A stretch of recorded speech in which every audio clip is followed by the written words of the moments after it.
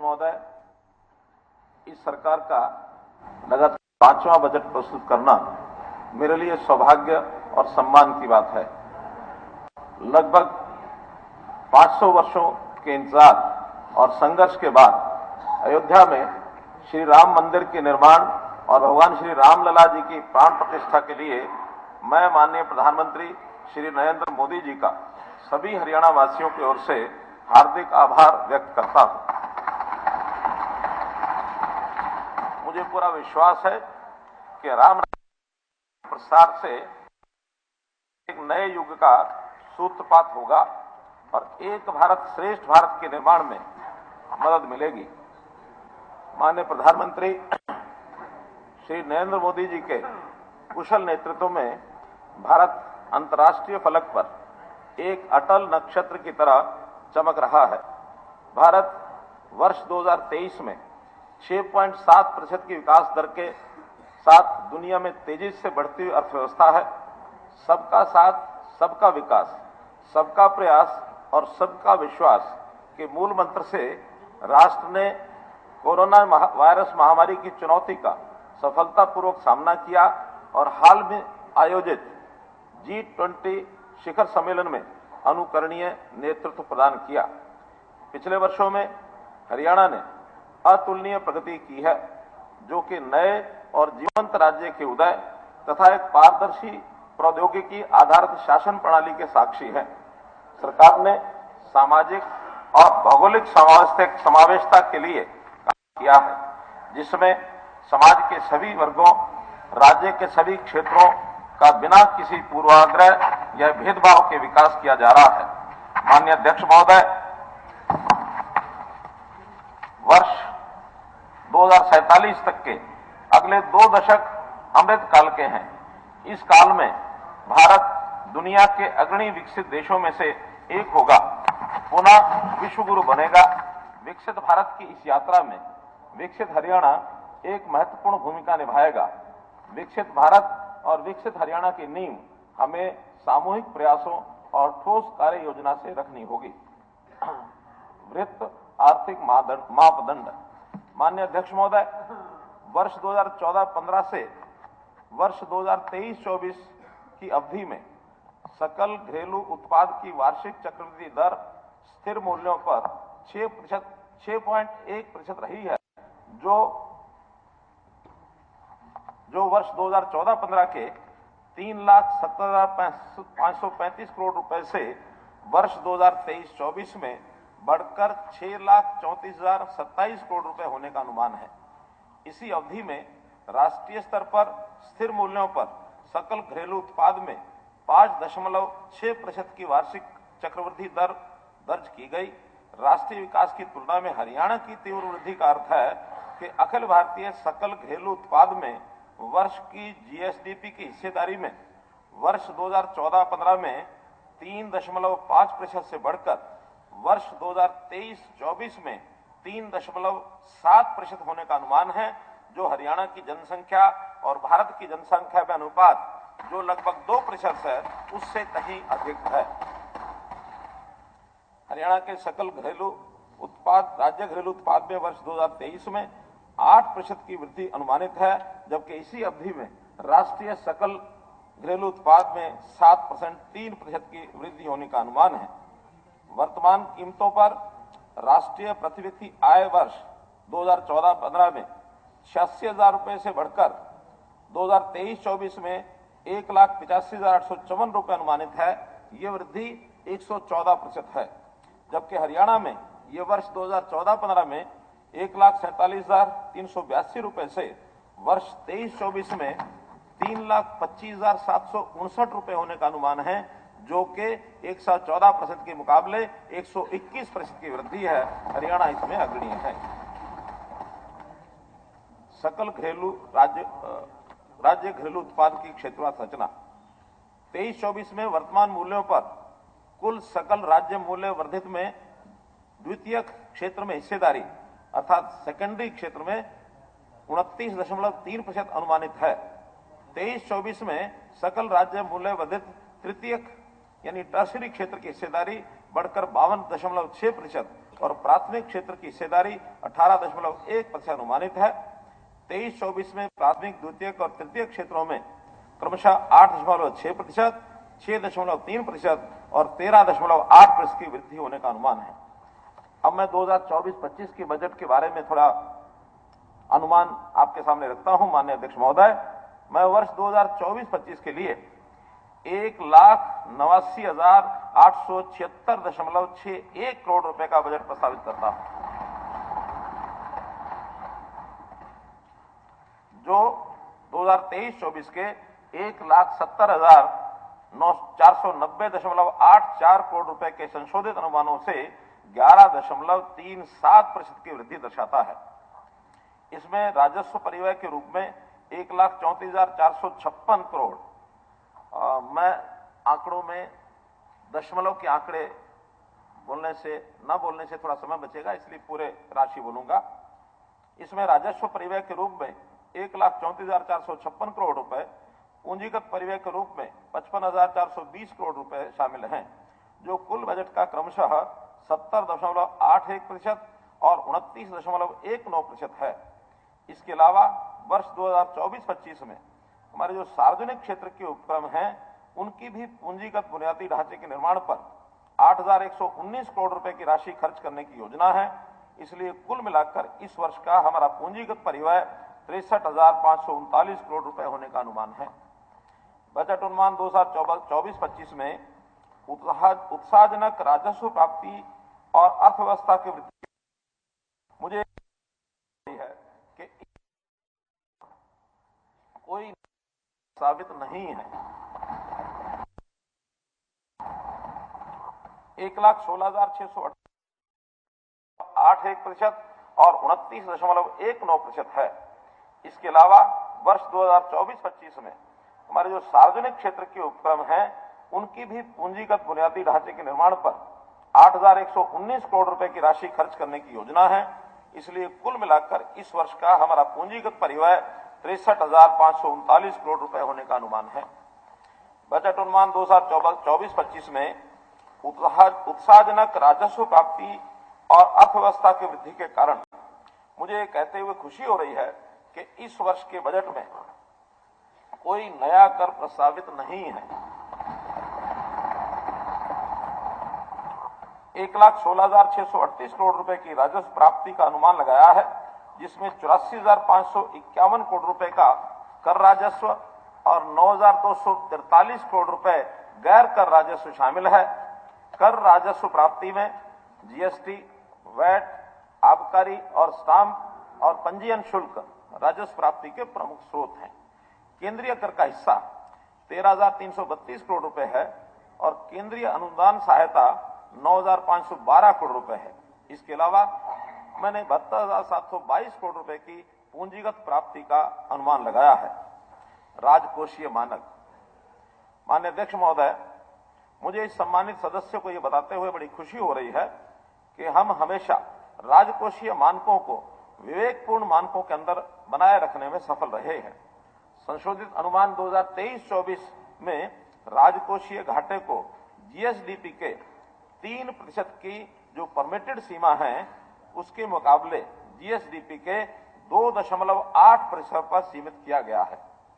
मैं वर्ष 24-25 के लिए सकल राज्य घरेलू उत्पाद के 2.77% राजकोषीय घाटे का प्रस्ताव करता हूं, जो कि 3% की जो हमारी अनुमेय सीमा है उसके अंदर सीमित है।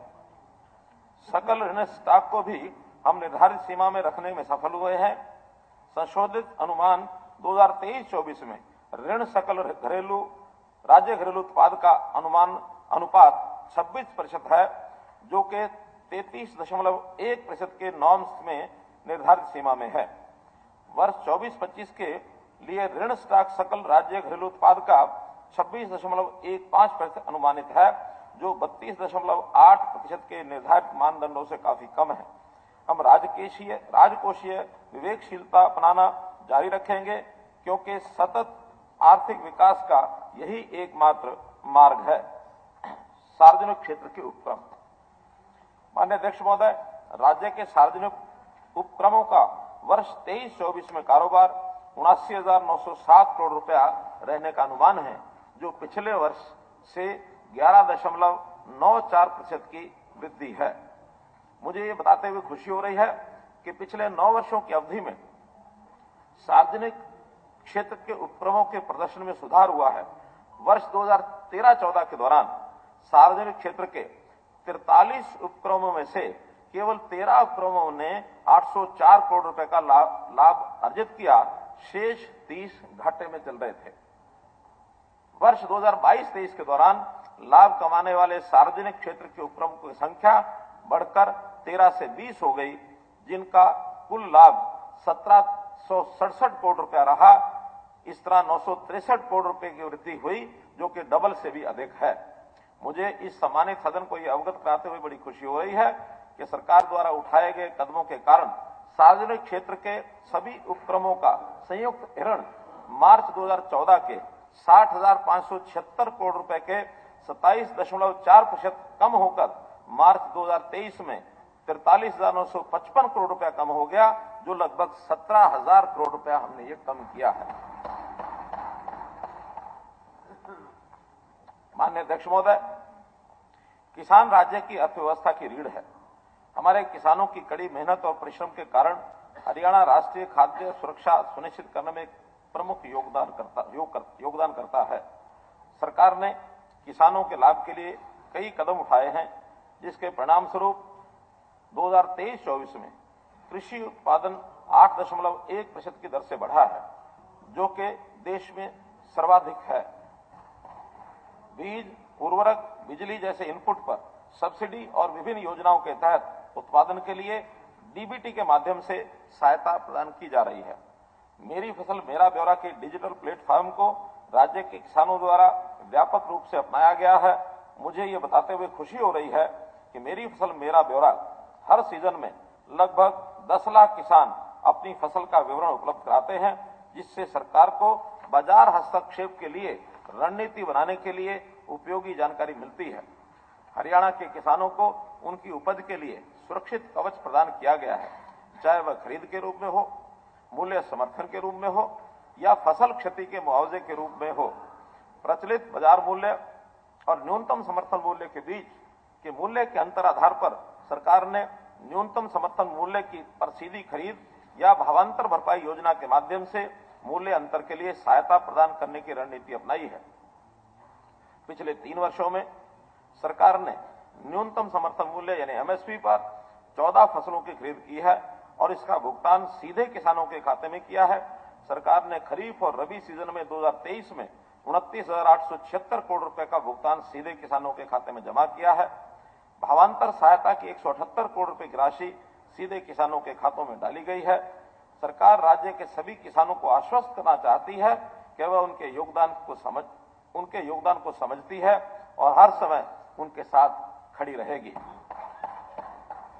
सरकार ने प्राकृतिक आपदा से फसलें नष्ट होने पर किसानों को अपने दावे दर्ज करवाने में सक्षम बनाने के लिए ई क्षतिपूर्ति के रूप में एक डिजिटल प्लेटफॉर्म उपलब्ध करवाया है। इससे सरकार किसानों को सीधे सहायता प्रदान करने में सक्षम हुई है, जबकि पूर्व में ये सहायता भूस्वामियों को दी जाती थी। ई क्षतिपूर्ति से शीघ्रता से सत्यापन होता है और दावे भी जल्दी मिलते हैं। वित्त वर्ष 2023-24 में मुआवजे के रूप में अब तक 297 करोड़ रुपए की राशि सीधे किसानों के खातों में जमा कराई जा गई है। वर्ष 2023-24 के दौरान 50,000 एकड़ लवणीय व जल भराव वाले क्षेत्र का सुधार करने का लक्ष्य निर्धारित किया गया था। सब सरफेस एवं वर्टिकल ड्रेनेज टेक्नोलॉजी का प्रयोग करके 52,695 एकड़ क्षेत्र का सुधार किया गया है और इस कार्य पर 80 करोड़ 40 लाख रुपए की राशि खर्च की गई है। वर्ष 2024-25 में गंभीर रूप से लवणीय व जल भराव वाली 62,000 एकड़ भूमि का सुधार करने का लक्ष्य निर्धारित किया गया है। मुझे आशा है कि हरियाणा जल संसाधन प्राधिकरण द्वारा चिन्हित बेकार और जल भराव वाली भूमि का अगले 3 वर्षों में सुधार किया जाएगा और खेती के लिए उपलब्ध कराया जाएगा। उर्वरकों और कीटनाशकों के छिड़काव में किसान ड्रोन का बढ़ावा देने के लिए हमने दृश्या के माध्यम से ड्रोन संचालन के लिए 500 युवा किसानों को प्रशिक्षण प्रदान करने की प्रक्रिया शुरू की है। 100 किसानों को ये प्रशिक्षण दिया जा चुका है। पराली जलाने की रोकथाम, प्रदूषण को कम करने की में भी किसानों की सहायता करने के लिए 11,007 फसल अवशेष मशीनें वितरित की हैं। प्रतिवर्ष 1,000 रुपए की प्रोत्साहन राशि प्रति एकड़ दी जा रही है। 14 लाख एकड़ के प्रबंधन के लिए 1,56,000 किसानों को पंजीकरण कराया। 23-24 के दौरान 139 करोड़ रुपए की प्रोत्साहन राशि किसानों में वितरित की गई। पराली जलाने के मामले 67% कम होकर 2303 हो गए हैं। हरियाणा बागवानी फसलों के लिए भी भावांतर भरपाई योजना के अंतर्गत 21 फलों और सब्जियों की फसलों को भावांतर भरपाई योजना में शामिल किया गया है। वर्ष 23-24 के दौरान 41 करोड़ रुपए की प्रोत्साहन राशि प्रदान की गई है। मैं संग्रह, संरक्षण, थीम पार्क, शैक्षिक प्रशिक्षण, जर्म प्लाज्म के लिए और स्थानीय आबादी के लिए प्रमुख आकर्षण और प्रमुखता के केंद्र के रूप में कार्य करने के लिए राज्य में 6 स्थानों पर 6 बोटानिकल गार्डन विकसित करने का प्रस्ताव करता हूं। 3 नए उत्कृष्टता केंद्र स्थापित किए जाएंगे। इसमें पंचकुला में कटाई उपरांत प्रबंधन के लिए, हांसी में स्वच्छ रोपण सामग्री के लिए, चीका में वर्टिकल फार्मिंग के लिए केंद्र स्थापित किए जाएंगे। माननीय अध्यक्ष महोदय, देश के 2.1% दुधारू पशु हरियाणा के हैं। देश के दूध उत्पादन में राज्य का योगदान 5.19% है। राज्य का प्रति व्यक्ति प्रतिदिन दूध उपलब्धता 1098 ग्राम है, जो राष्ट्रीय प्रति व्यक्ति प्रतिदिन औसत दूध उपलब्धता 459 ग्राम का लगभग 2.5 गुना है। पशुधन मालिकों को उनके घर द्वार पर पशु चिकित्सा सेवाएं उपलब्ध करवाने के लिए नए 8 राजकीय पशु अस्पताल और 18 नए राजकीय पशु औषधालय खोलने का प्रस्ताव है। घर द्वार पर पशु चिकित्सा ये सेवाएं प्रदान करने के लिए पहले से ही 21 मोबाइल पशु चिकित्सालय इकाइयां कार्यरत हैं। इस सेवा को सुदृढ़ करने के लिए सरकार ने 70 मोबाइल पशु चिकित्सा इकाइयों के लिए अनुबंध किया है और उनकी सेवाएं शीघ्र शुरू होने की उम्मीद है। मुझे आशा है कि ये सेवाएं पशुधन मालिकों के लिए बहुत लाभदायक सिद्ध होंगी। मत्स्य पालन, इसको बढ़ावा देने के लिए 3 मोबाइल जल परीक्षण प्रयोगशाला वैन के माध्यम से किसानों को घर द्वार पर ही मिट्टी और जल परीक्षण की सुविधा प्रदान की जाएगी। 4000 एकड़ भूमि को मत्स्य और झींगा पालन के अंतर्गत लाया जाएगा। सहकारिता, अध्यक्ष महोदय, सरकार ने व्यापक बहुउद्देशीय गतिविधियां सहकारी समिति अर्थात सीएमपैक्स नामक एक नया सहकारी आंदोलन शुरू किया है, जो उद्यमिता और ग्रामीण विकास को बढ़ावा देगा। सीएमपैक्स में कृषि ऋण, फसल और खाद्य प्रसंस्करण, पैकेजिंग, विपणन, भंडारण, परिवहन,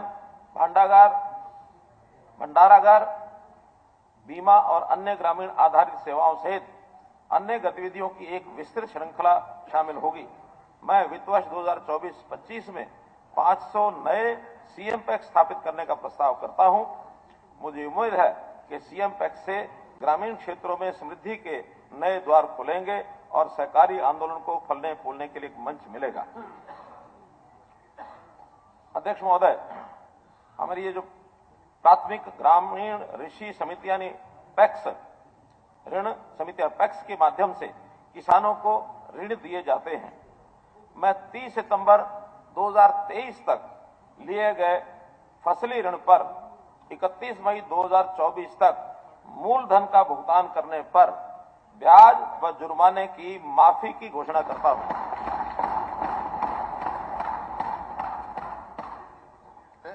जो समय पर वापस देते हैं ब्याज तो 0%, जो समय पर नहीं देते हैं, मैं समय पर नहीं देते उनकी बात कर रहा हूं। जिनका बैठिए, जो डिफॉल्टर हैं उनकी संख्या भी इस समय 5,47,900 किसान हैं, जिनका मूलधन तो 2140 करोड़ रुपया है, लेकिन उनके पर ब्याज और पेनल्टी इस समय बकाया 1739 करोड़ रुपया हो गई है। इनको 1739 करोड़ रुपए की छूट की घोषणा करता हूं। बात कही है, आज एनएसए क्यों लगा दिया शांति प्रिय किसानों पर आपने? आज जो बात हो रही है उस पर चर्चा करेंगे, बजट का सेशन से मैं पूछ रहा हूँ जी, आपने किसानों की बात करें ना, मुझे मालूम नहीं, किसानों की बात करें, मुझे मालूम नहीं और क्या सोच रखा आपने, क्या नहीं सोच रखा, लेकिन बजट के बिंदुओं पर प्रिय बैठे हरियाणा के आप बजट के बिंदुओं पर बात करें हुड्डा जी, बजट का एक नॉर्म्स होते हैं। आज बजट की विषय की चर्चा हो रही है, तो इसलिए उस बिंदु को रख रहा हूं मैं। नहीं, किसान की बातें अभी चल रही हैं, किसान की बातें चल रही हैं। किसान जितना प्यारा आपको है उससे ज्यादा प्यारा मेरे को है। मैंने स्वयं अपने हाथ से हल भी चलाया है। मैं किसान हूँ, किसान का बेटा हूँ। आज भले ही छोटी किसानी मेरी होगी, मैं किसान हूँ, मैं किसान के दर्द को समझता हूँ, मैं किसान के दर्द को समझता हूँ। ऐसा है कि कल बहुत चर्चा हो ली, अविश्वास प्रस्ताव अच्छा, तो इसी कल इसी पर अभी चर्चा मैं एक योजना, एक किसान के हित में एक योजना बताई है, वो आपको या तो पच नहीं रही है या आपको मंजूर नहीं है। अपनी अच्छी योजनाओं की सराहना करना सीखें। मैं तो जो लोग ऐसे हैं जो समय पर भुगतान नहीं कर रहे हैं, और ये पहले भी हम लेके आए हैं, हम ये योजना पिछले 9 वर्ष में एक बार पहले भी लेके आए हैं, आज दोबारा से लेकर के आ रहे हैं कि ऐसे जो डिफॉल्टर किसान जो समय पर भुगतान नहीं कर सके, किन्हीं कारणों से भी नहीं कर सके होंगे, उनका साल के बाद अगर समय पर फसली भुगतान नहीं हुआ होता है तो उनको ऋण भी यानी ब्याज भी लगता है, जुर्माना भी लगता है। वो जुर्माना और ऋण जो है उसके किसानों की संख्या मैंने बता दी, 5,47,900 किसान हैं, और उनका जो कुल मूलधन की राशि 2140 करोड़ रुपया है, और उनके ऊपर ब्याज और जुर्माना 1739 करोड़ रुपया है। आज उनको दोबारा से ऋण लेने में कठिनाई आ रही है।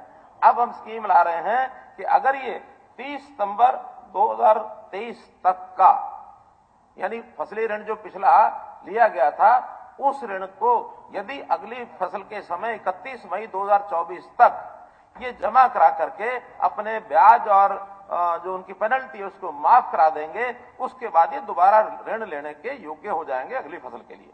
एक मुख्यमंत्री जी, एक मिनट।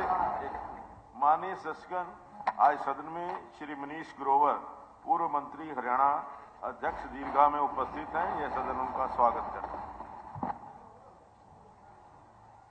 मुझे यह बताते हुए भी खुशी हो रही है कि हैफेड ने निर्यात बाजार में सफलतापूर्वक प्रवेश कर लिया है। वर्ष 23-24 में 126 करोड़ रुपए मूल्य के 13,700 मीट्रिक टन बासमती चावल का निर्यात ऑर्डर ये मिले हैं। किसानों को मूल्य संवर्धन के माध्यम से सहायता करने के लिए रादौर में हल्दी तेल पैकिंग लाइन के साथ प्रतिदिन 3 मीट्रिक टन क्षमता का एक नया आधुनिक हल्दी संयंत्र ये स्थापित किया गया है। भारत सरकार की मेगा फूड पार्क स्कीम के तहत औद्योगिक मॉडल टाउनशिप में एक मेगा फूड पार्क ये स्थापित किया जा रहा है। मैं वर्ष 2024-25 के लिए कृषि एवं संबद्ध क्षेत्रों और सहकारिता के लिए 7,570 करोड़ रुपए को आवंटित करने का प्रस्ताव करता हूं, जो चालू वित्त वर्ष के 5,449 करोड़ रुपए के संशोधित अनुमान की तुलना में 38.9% की वृद्धि है इसे एक वर्ष में। माननीय अध्यक्ष महोदय, सरकार ने सामाजिक सुरक्षा तंत्र इसका विस्तार करने के लिए कई उपाय किए हैं। वृद्धावस्था सम्मान भत्ता एवं संबंधित पेंशन जो वर्ष 2014 में 1,000 रुपया मासिक थी, अब बढ़कर 3,000 रुपया प्रति माह हो गई है। वर्ष 2013-14 में सामाजिक सुरक्षा पेंशन के लिए कुल 1753 करोड़ रुपए का खर्च किया गया, जो कुल बजट परिव्यय का मात्र 3.2% था। यह वित्त वर्ष 2024-25 में बढ़कर 1753 करोड़ के मुकाबले 10,971 करोड़ रुपया हो गया है, जो कुल बजट परिव्यय का 5.78% है, लगभग डबल। दिसंबर 2014 में ये लाभार्थियों की संख्या 22.62 लाख थी, जो अब बढ़कर 31.51 लाख हो गई है। ये भी 1.5 गुना हो गई है। सरकार ने वृद्धावस्था सम्मान भत्ता, दिव्यांग पेंशन, 40 वर्ष से अधिक आयु के विधुर और 45 वर्ष से अधिक आयु के अविवाहित इनको भी पेंशन देने का फैसला किया है, और इनको भी प्रोएक्टिव मोड में परिवार पहचान पत्र के माध्यम से क्रियान्वित करके ये सुविधा लाभार्थियों के घर द्वार तक पहुंचाई गई है। प्रोएक्टिव मोड के माध्यम से पिछले 18 महीनों में 2.14 लाख से अधिक वृद्धावस्था सम्मान भत्ता लाभार्थियों की पहचान की गई है, जो पिछले एक वर्ष में 5,940 से अधिक दिव्यांग पेंशन लाभार्थियों की पहचान की गई। सरकार का अगले 3 महीनों में प्रोएक्टिव पेंशन प्रावधान को अन्य योजनाओं जैसे कि विधवा बहनें, निराश्रित महिला पेंशन, 40 वर्ष से अधिक आयु के विधुर, 45 वर्ष से अधिक आयु के अविवाहित की पेंशन, निराश्रित बच्चों को वित्तीय सहायता और स्कूल न जाने वाले दिव्यांग बच्चों को वित्तीय सहायता की स्कीमों तक बढ़ाने का प्रस्ताव है। जो वरिष्ठ नागरिक कर्मचारी भविष्य निधि का लाभ प्राप्त कर रहे हैं, उन्हें अब तक वृद्धावस्था सम्मान भत्ता ये नहीं दिया जाता है। कई ऐसे मामले भी सामने आए हैं जहां ईपीएफ पेंशन 3,000 रुपये प्रति माह से भी कम है।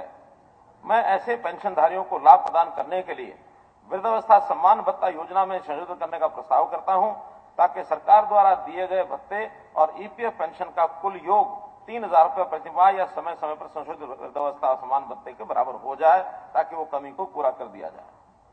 माननीय अध्यक्ष महोदय, पिछले साल मैंने अपने बजट भाषण में घोषणा की थी कि भविष्य में दिव्यांग बच्चों के स्कूल सीधे सरकार द्वारा संचालित किए जाएंगे, ताकि ऐसे बच्चों की उचित शिक्षा और देखभाल सुनिश्चित की जा सके। मुझे बताते हुए खुशी हो रही है कि 7 स्कूलों के लिए ये प्रक्रिया शुरू कर दी गई है। गरीब परिवारों के 6 वर्ष से 60 वर्ष की आयु के सदस्य की मृत्यु होने पर दयालु योजना के अंतर्गत वित्तीय सहायता प्रदान करने के लिए परिवार पहचान पत्र के आंकड़ों के आधार पर क्रियान्वित की जा रही है। योजना के शुभारंभ के बाद वित्त वर्ष 23-24 में अब तक 8,067 लाभार्थी परिवारों को 310 करोड़ रुपए की वित्तीय सहायता प्रदान की गई है। माननीय अध्यक्ष महोदय, हमने एक योजना डिफॉल्ट वाले बिजली उपभोक्ता इनके लिए शुरू की थी, जिसमें डिफॉल्ट करने वाले सबसे गरीब परिवार डिफॉल्ट राशि की छूट के पात्र होंगे, जिनकी परिवार पहचान पत्र में सत्यापित आय 1 लाख रुपया प्रति वर्ष तक है। जो डिस्कॉम के घरेलू उपभोक्ता हैं या थे, जिनकी बिजली की औसत मासिक आय पिछले 12 महीनों में 150 यूनिट प्रति माह तक है, वे 2 या अधिक बिलिंग चक्रों के लिए डिफॉल्टर हैं। इस योजना के तहत जनवरी 24 तक 15,476 उपभोक्ताओं को लाभ मिला है, जिनकी कुल 74 करोड़ रुपए की राशि माफ की गई है। सरकार ने सबसे गरीब परिवारों के आय को कम से कम 1,80,000 रुपए प्रतिवर्ष करने के उद्देश्य से मुख्यमंत्री अंत्योदय परिवार उत्थान योजना ये शुरू की गई है। मेले लगाए गए, इसमें 89,000 आवेदन विभागों द्वारा प्रेषित किए गए, 50,000 से अधिक ऋण बैंकों द्वारा स्वीकृत किए गए हैं, जिसमें से 38,568 ऋण ये वितरित किए जा चुके हैं। रोजगार को बढ़ावा देने के लिए हरियाणा कृषि उद्योग निगम द्वारा हरित स्टोर नामक खुदरा दुकानों के रूप में एक अनोखी पहल शुरू की गई है। वर्तमान में 1,050 खुदरा दुकानें खोली गई हैं। 686 दुकानें सरकार द्वारा किए गए मुद्रा ऋण से संचालित की जा रही हैं। 396 गरीबी रेखा से नीचे के परिवारों के युवा हैं। हरियाणा भर में हरित स्टोर के माध्यम से कुल 435 करोड़ रुपए का राजस्व अर्जित हुआ है। इन स्टोर्स को संचालित करने वाले युवाओं को आय का एक स्थायी स्रोत मिला है। मैं वर्ष 2024 में इसके अतिरिक्त 1,000 नए हरित स्टोर खोलने का प्रस्ताव करता हूं। हरियाणा अंत्योदय परिवहन योजना, एब्रीवेशन में इसका नाम रखा है हैप्पी, की घोषणा करते हुए खुशी हो रही है, जिसमें गरीब परिवारों को हरियाणा रोडवेज की बसों में सालाना 1,000 किलोमीटर तक मुफ्त यात्रा का लाभ दिया जाएगा। इस योजना के तहत मुफ्त यात्रा का लाभ 1 लाख रुपए तक की वार्षिक आय वाले 22.89 लाख परिवारों को मिलेगा, जिनमें लगभग 84 लाख लोग शामिल हैं। लाभार्थियों को हरियाणा रोडवेज बसों में मुफ्त यात्रा करने के लिए ई टिकटिंग प्रणाली से जुड़ा एक स्मार्ट कार्ड जारी किया जाएगा। इस योजना पर लगभग 600 करोड़ रुपया खर्च होने का अनुमान है। चिरायु आयुष्मान भारत प्रधानमंत्री जन आरोग्य योजना का लाभ नवंबर 2022 में गरीबी रेखा से नीचे के सभी परिवारों को प्रदान किया गया है, जिनकी परिवार पहचान पत्र में सत्यापित वार्षिक आय 1.8 लाख रुपए तक है। वर्तमान में 45 लाख से अधिक परिवार आयुष्मान भारत के लाभार्थी हैं। 1.11 करोड़ आयुष्मान भारत कार्ड उपलब्ध करवाए गए हैं, 22-23 में 2.67 लाख लाभार्थियों को 385 करोड़ रुपए की सहायता ये प्रदान की गई थी। वर्ष 23-24 में अब तक 5.21 लाख से अधिक व्यक्तियों को 765 करोड़ रुपए की वित्तीय सहायता प्रदान की गई है। मुझे यकीन है कि सरकार द्वारा उठाया गया कदम सभी गरीब परिवारों के साथ खड़े रहने की अपनी प्रतिबद्धता को दोहराता है और जरूरत के समय उनके स्वास्थ्य की देखभाल का पूरा खर्च ये सरकार पूरा करेगी। माननीय अध्यक्ष महोदय, प्रधानमंत्री जी ने अयोध्या में पवित्र मंदिर में श्री रामलला की प्राण प्रतिष्ठा के दिन ही 22 जनवरी 2024 को प्रधानमंत्री सूर्योदय योजना शुरू की, जिसके तहत मध्यम वर्ग और गरीब परिवार के लोगों के घरों की छतों पर रूफटॉप सौर पैनल स्थापित किए जाएंगे। इससे ये वर्ग पर्याप्त बिजली पैदा करके बिजली के उत्पादन और उपयोगकर्ता दोनों बनेंगे। इनका बिजली का बिल कम होगा। केंद्र सरकार द्वारा 2 किलोवाट के पैनल के लिए 60,000 रुपए की सब्सिडी ये प्रदान की जाएगी। मैं ऐसे 1 लाख गरीब परिवार जिनकी औसत मासिक बिजली खपत 200 यूनिट तक है और जिनकी परिवार पहचान पत्र में वार्षिक आय 1.8 लाख रुपए तक है के लिए 50,000 रुपए तक की अतिरिक्त सहायता योजना शुरू करने का प्रस्ताव करता हूं। इससे गरीब परिवार पीएम सूर्योदय योजना का लाभ उठा सकेंगे, अपनी घरेलू जरूरतों के लिए बिजली का उपयोग कर सकेंगे और बिजली वितरण कंपनियों को बिजली की आपूर्ति करने वाले उत्पादक भी बन सकेंगे। योजना का विवरण बाद में अधिसूचित किया जाएगा। मैं वर्ष 2024-25 के बजट में सेवा क्षेत्र के लिए 11,939 करोड़ रुपए आवंटित करने का प्रस्ताव करता हूं, जो चालू वित्त वर्ष से 13.5% की वृद्धि करके 10,521 करोड़ रुपए बजट का अनुमान पिछले वर्ष था, उसमें 13.5% की वृद्धि की जाती है। युवा सशक्तिकरण। माननीय अध्यक्ष महोदय, युवा सशक्तिकरण, रोजगार और उद्यमिता सरकार के लिए एक महत्वपूर्ण क्षेत्र रहा है। गत वर्षों में हरियाणा कौशल विकास मिशन द्वारा निजी प्रशिक्षण भागीदारों के माध्यम से कौशल प्रशिक्षण का कार्य किया जा रहा है। सरकार ने सरकारी औद्योगिक प्रशिक्षण संस्थान यानी ITI के माध्यम से अल्पकालिक कौशल विकास और प्रशिक्षण देने पर बल देने का निर्णय लिया है। मिशन 60,000, इसके तहत सरकार आने वाले वर्षों में कम से कम 60,000 युवाओं को कौशल प्रशिक्षण और रोजगार के अवसर प्रदान करने का हमने लक्ष्य रखा है। फरवरी 2024 में ठेकेदार सक्षम सेवा युवा योजना शुरू की गई है। ये योजना पंचायती राज संस्थाओं, शहरी स्थानीय निकायों और सरकारी क्षेत्र में 25 लाख रुपए तक के विकास कार्यों के लिए ठेकेदारी के रूप में 10,000 युवाओं की पहचान और प्रशिक्षण के उद्देश्य से शुरू की गई है। श्री विश्वकर्मा कौशल विश्वविद्यालय GST पंजीकरण प्रक्रिया और हरियाणा इंजीनियरिंग वर्ष पोर्टल पर पंजीकरण आदि के लिए 3 महीने का कौशल प्रशिक्षण प्रदान करेगा, ताकि ये युवा प्रशिक्षण पूरा होने पर तुरंत काम प्राप्त कर सकें और दूसरों को भी रोजगार प्रदान कर सकें। अध्यक्ष महोदय, फरवरी 2024 में हमने वन मित्र योजना ये शुरू की है। इस योजना का उद्देश्य आर्थिक रूप से कमजोर वर्गों के 7500 कार्यकर्ताओं के माध्यम से गैर वन भूमि पर वृक्षारोपण गतिविधियों में सामुदायिक भागीदारी को प्रोत्साहित करना है। हर कार्यकर्ता प्रतिवर्ष 1000 पौधों तक के संरक्षण के रूप में 4 वर्ष कार्य करेगा, ताकि वे पौधे पेड़ बन सकें। बदले में उन्हें प्रति पौधा निर्धारित पारिश्रमिक दिया जाएगा। ये योजना युवाओं को रोजगार प्रदान करने के अलावा पर्यावरण स्थिरता में सहायक सिद्ध होगी। ये युवा अपने गांव में जमीन को चिन्हित करके जो सार्वजनिक स्थान है अथवा निजी भूमि पर भी पेड़ लगा सकेंगे, ताकि वृक्षों का उसमें बढ़ावा हो सके।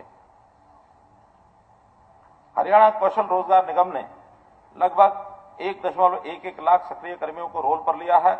18,000 नई नियुक्तियां की हैं, जो नियुक्त कार्यबल से योगदान दे रहे हैं। HKRN के माध्यम से तैनात कार्यबल को सामाजिक और स्वास्थ्य देखभाल लाभ मिल रहा है, जिससे कार्य के अनुकूल वातावरण को बढ़ावा मिला है। HKRN सक्रिय रूप से अंतर्राष्ट्रीय रोजगार बाजार में विदेशी प्लेसमेंट के अवसर तलाश रहा है। निजी क्षेत्र में भी रोजगार के अवसर प्रदान कर रहा है। जनवरी 24 में इजरायल में निर्माण क्षेत्र में विदेशी प्लेसमेंट के अवसरों को लाभ उठाने के लिए पंजीकृत प्रतिभागियों के लिए प्रशिक्षण कार्यक्रम आयोजित किए गए हैं। यमुनानगर जिले के प्रतापनगर और पंचकुला जिले के कणौली में खोले गए नए राजकीय औद्योगिक प्रशिक्षण संस्थानों में पिछले वर्ष दाखिले शुरू हो गए थे। 6 नए राजकीय ITI का निर्माण कार्य जिला फरीदाबाद के सोहना, सेक्टर 18 सिकरोना, तिगांव, जिला महेंद्र के सेलंग और सतनाली में पूरा हो चुका है। वर्ष 24-25 के दौरान 6 नए ITI सिरसा जिले के जीवननगर, हिसार के सिसाय, जींद के पेगा, कुरुक्षेत्र के शाहबाद और बसंतपुर तथा करनाल जिले के इंद्री का निर्माण कार्य पूरा होने की संभावना है। श्री विश्वकर्मा कौशल विश्वविद्यालय ने भारतीय लघु उद्योग विकास बैंक के सहयोग से सुपर 30 उद्यमिता विकास कार्यक्रम शुरू किया है। कार्यक्रम का लक्ष्य 6 महीने के पाठ्यक्रम के लिए सघन चयन प्रक्रिया के माध्यम से नवीन व्यावसायिक विचारों और कौशल वाले 30 प्रतिभागियों का चयन करना है। पिछले वर्ष मैंने घोषणा की थी कि सरकार बैंकों और वित्तीय संस्थानों के सहयोग से 200 करोड़ रुपए के कोष के साथ एक वेंचर कैपिटल फंड की स्थापना करेगी, जो उन स्टार्टअप उद्यमियों को ऋण और इक्विटी के माध्यम से वित्तीय सहायता प्रदान करेगी। जो महिलाएं हैं या ऐसे परिवारों से आते हैं जिनकी वार्षिक आय 1.80 लाख रुपए तक है या अनुसूचित जाति पिछड़ा वर्ग से संबंधित है, वेंचर कैपिटल फंड उन युवाओं को उद्यमी बनाने में सहायता करेगा जहां परियोजना लागत 5 करोड़ रुपए तक है। ये परियोजना वर्ष 2024-25 में भी चालू रहेगी।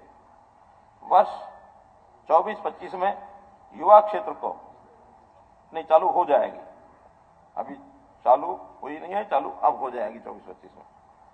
24-25 के लिए युवा क्षेत्र को 1349 करोड़ रुपए आवंटित करने का प्रस्ताव करता हूं। पंचायती राज संस्थाएं,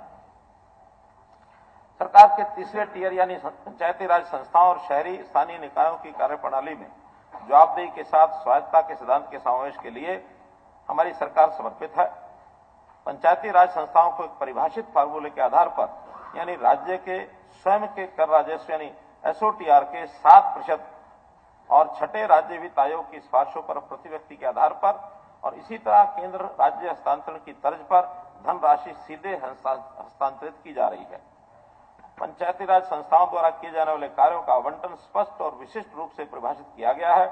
पंचायती राज संस्थाओं ने सौंपे गए कार्यों की प्रकृति व प्राथमिकता स्वयं निर्धारित कर सकती है। इस वर्ष पंचायती राज संस्थाओं को राज्य वित्त आयोग अनुदान के रूप में 2446 करोड़ रुपए का प्रावधान किया गया है और अगले वित्त वर्ष 24-25 के लिए ये प्रावधान 2968 करोड़ रुपए का है, जो लगभग 20% की वृद्धि की गई है। जिला परिषदों के 699 पद सृजित करके एक समर्पित इंजीनियरिंग विंग की स्थापना की गई है ताकि वे ग्रामीण बुनियादी ढांचे के रखरखाव के लिए अतिरिक्त जिम्मेदारियां संभाल सकें। 710 ग्राम पंचायतों और सभी महाग्रामों में स्ट्रीट लाइट लगाने की जिम्मेवारी जिला परिषदों को सौंपी गई है। जिला परिषदों को प्राथमिक स्वास्थ्य केंद्रों और उप केंद्रों के रखरखाव के अलावा हरियाणा राज्य कृषि विपणन बोर्ड द्वारा निर्मित ग्रामीण सड़कों के रखरखाव की जिम्मेदारी भी जिला परिषदों को सौंपी गई है। ग्रामीण क्षेत्रों में अनुसूचित जाति और पिछड़े वर्गों के चौपालों की मरम्मत के लिए धन की मांग है। ये सुनिश्चित करने के लिए कि इन चौपालों का सही रखरखाव और प्रयोग हो, मैं राज्य की अनुसूचित जातियों और पिछड़े वर्गों की चौपालों की मरम्मत के लिए हरियाणा ग्रामीण विकास निधि से 100 करोड़ रुपए प्रदान करने का प्रस्ताव करता हूं। इन चौपालों की मरम्मत की मांग ग्राम पंचायतों द्वारा ग्राम दर्शन पोर्टल पर अपलोड की जा सकती है या जनसंवाद कार्यक्रम में उठाई जा सकती है। 59 ग्रामीण प्रशासन में पंचायती राज संस्थाओं के निर्वाचन प्रतिनिधियों द्वारा निभाई गई महत्वपूर्ण भूमिका को सम्मान देते हुए सरकार ने उनके मानदेय में वृद्धि की है। मानदेय को निर्वाचित प्रतिनिधियों के बैंक खातों में सीधे जमा करवाने का एक महत्वपूर्ण कदम उठाया गया है। माननीय अध्यक्ष महोदय, ग्रामीण क्षेत्रों में ठोस अपशिष्ट प्रबंधन एक बड़ी चुनौती बन गया है। सरकार ने 10,000 और इससे अधिक की आबादी वाले सभी महाग्रामों की ग्राम पंचायतों के लिए हापर टिपर डंपरों की खरीद शुरू कर दी है। इन्हें ड्राइवर कम वेस्ट कलेक्टर उपलब्ध करवा रही है। ग्रामीण सफाई कर्मचारियों के स्वीकृत पदों की संख्या 11,254 से बढ़ाकर 18,580 करते हुए 7,326 अतिरिक्त पद स्वीकृत किए हैं। संग्रहण के बाद ठोस अपशिष्ट के उचित प्रबंधन के लिए 10,000 उससे अधिक आबादी वाले सभी महाग्रामों की ग्राम पंचायतों में अपशिष्ट प्रबंधन शेड का निर्माण किया जा रहा है। मुझे उम्मीद है कि ग्रामीण क्षेत्रों में ठोस अपशिष्ट प्रबंधन की संगठित और संस्थागत प्रणाली से गांव स्वच्छ होंगे। 2024-25 में मैं अपशिष्ट प्रबंधन की संस्थागत प्रणाली का उन सभी ग्राम पंचायतों में विस्तार करने का प्रस्ताव करता हूं जिनकी आबादी 7,500 से ऊपर हो गई है। मैं वित्त वर्ष 24-25 के बजट में ग्रामीण क्षेत्र के लिए 7,276 करोड़ रुपए आवंटित करने का प्रस्ताव करता हूं, जो चालू वित्त वर्ष 6,213 करोड़ रुपए के संशोधित अनुमानों की तुलना में 17.11% की वृद्धि है। शहरी विकास पंचायती राज संस्थाओं की तरह सरकार ने शहरी स्थानीय निकायों को विशेष जिम्मेदारियां सौंपी हैं, जिनमें छठे राज्य वित्त आयोग की सिफारिश के अनुसार प्रति व्यक्ति आधार पर धन हस्तांतरित किया जाता है। वित्त वर्ष 23-24 में शहरी स्थानीय निकायों को राज्य वित्त आयोग अनुदानों के रूप में 2001 करोड़ रुपए की राशि का प्रावधान किया गया है और 24-25 के बजट में 2,428 करोड़ रुपए की राशि का निर्धारण की गई है। जो नगर पालिकाएं आर्थिक रूप से कमजोर हैं, उन्हें समय समय पर अनुदान के रूप में अतिरिक्त सहायता प्रदान की जाती है। ये राशि शहरी स्थानीय निकायों में मुख्यमंत्री सामूहिक शहरी विकास योजना और दिव्य नगर योजना के माध्यम से व्यय के लिए वित्तीय प्रव्यय के अतिरिक्त है। इसमें वित्त वर्ष 24-25 में 900 करोड़ रुपए के बजट का अलग से प्रावधान किया गया है। वित्त वर्ष 2023-24 में ऐसी 1152 कॉलोनियों को अधिसूचित किया गया है जिनमें नागरिक सुविधाओं और बुनियादी ढांचों की कमी है। मुझे ये बताते हुए खुशी हो रही है कि नई नियमित की गई कॉलोनियों के विकास को गति देने के लिए 430 करोड़ रुपए के विकास कार्यों की पहले मंजूरी दे दी गई है और वर्ष 24-25 में विकास कार्यों में और तेजी आएगी। सरकार इन सभी कॉलोनियों में सभी बुनियादी नागरिक सुविधाएं उपलब्ध कराने के लिए प्रतिबद्ध है और अगले 2 वर्षों में इन दायित्वों को पूरा करेगी। नियमित की गई कॉलोनियों में विकास कार्यों के लिए वर्ष 24-25 में हरियाणा शहरी विकास निधि से 1,000 करोड़ रुपए की राशि निर्धारित की गई है।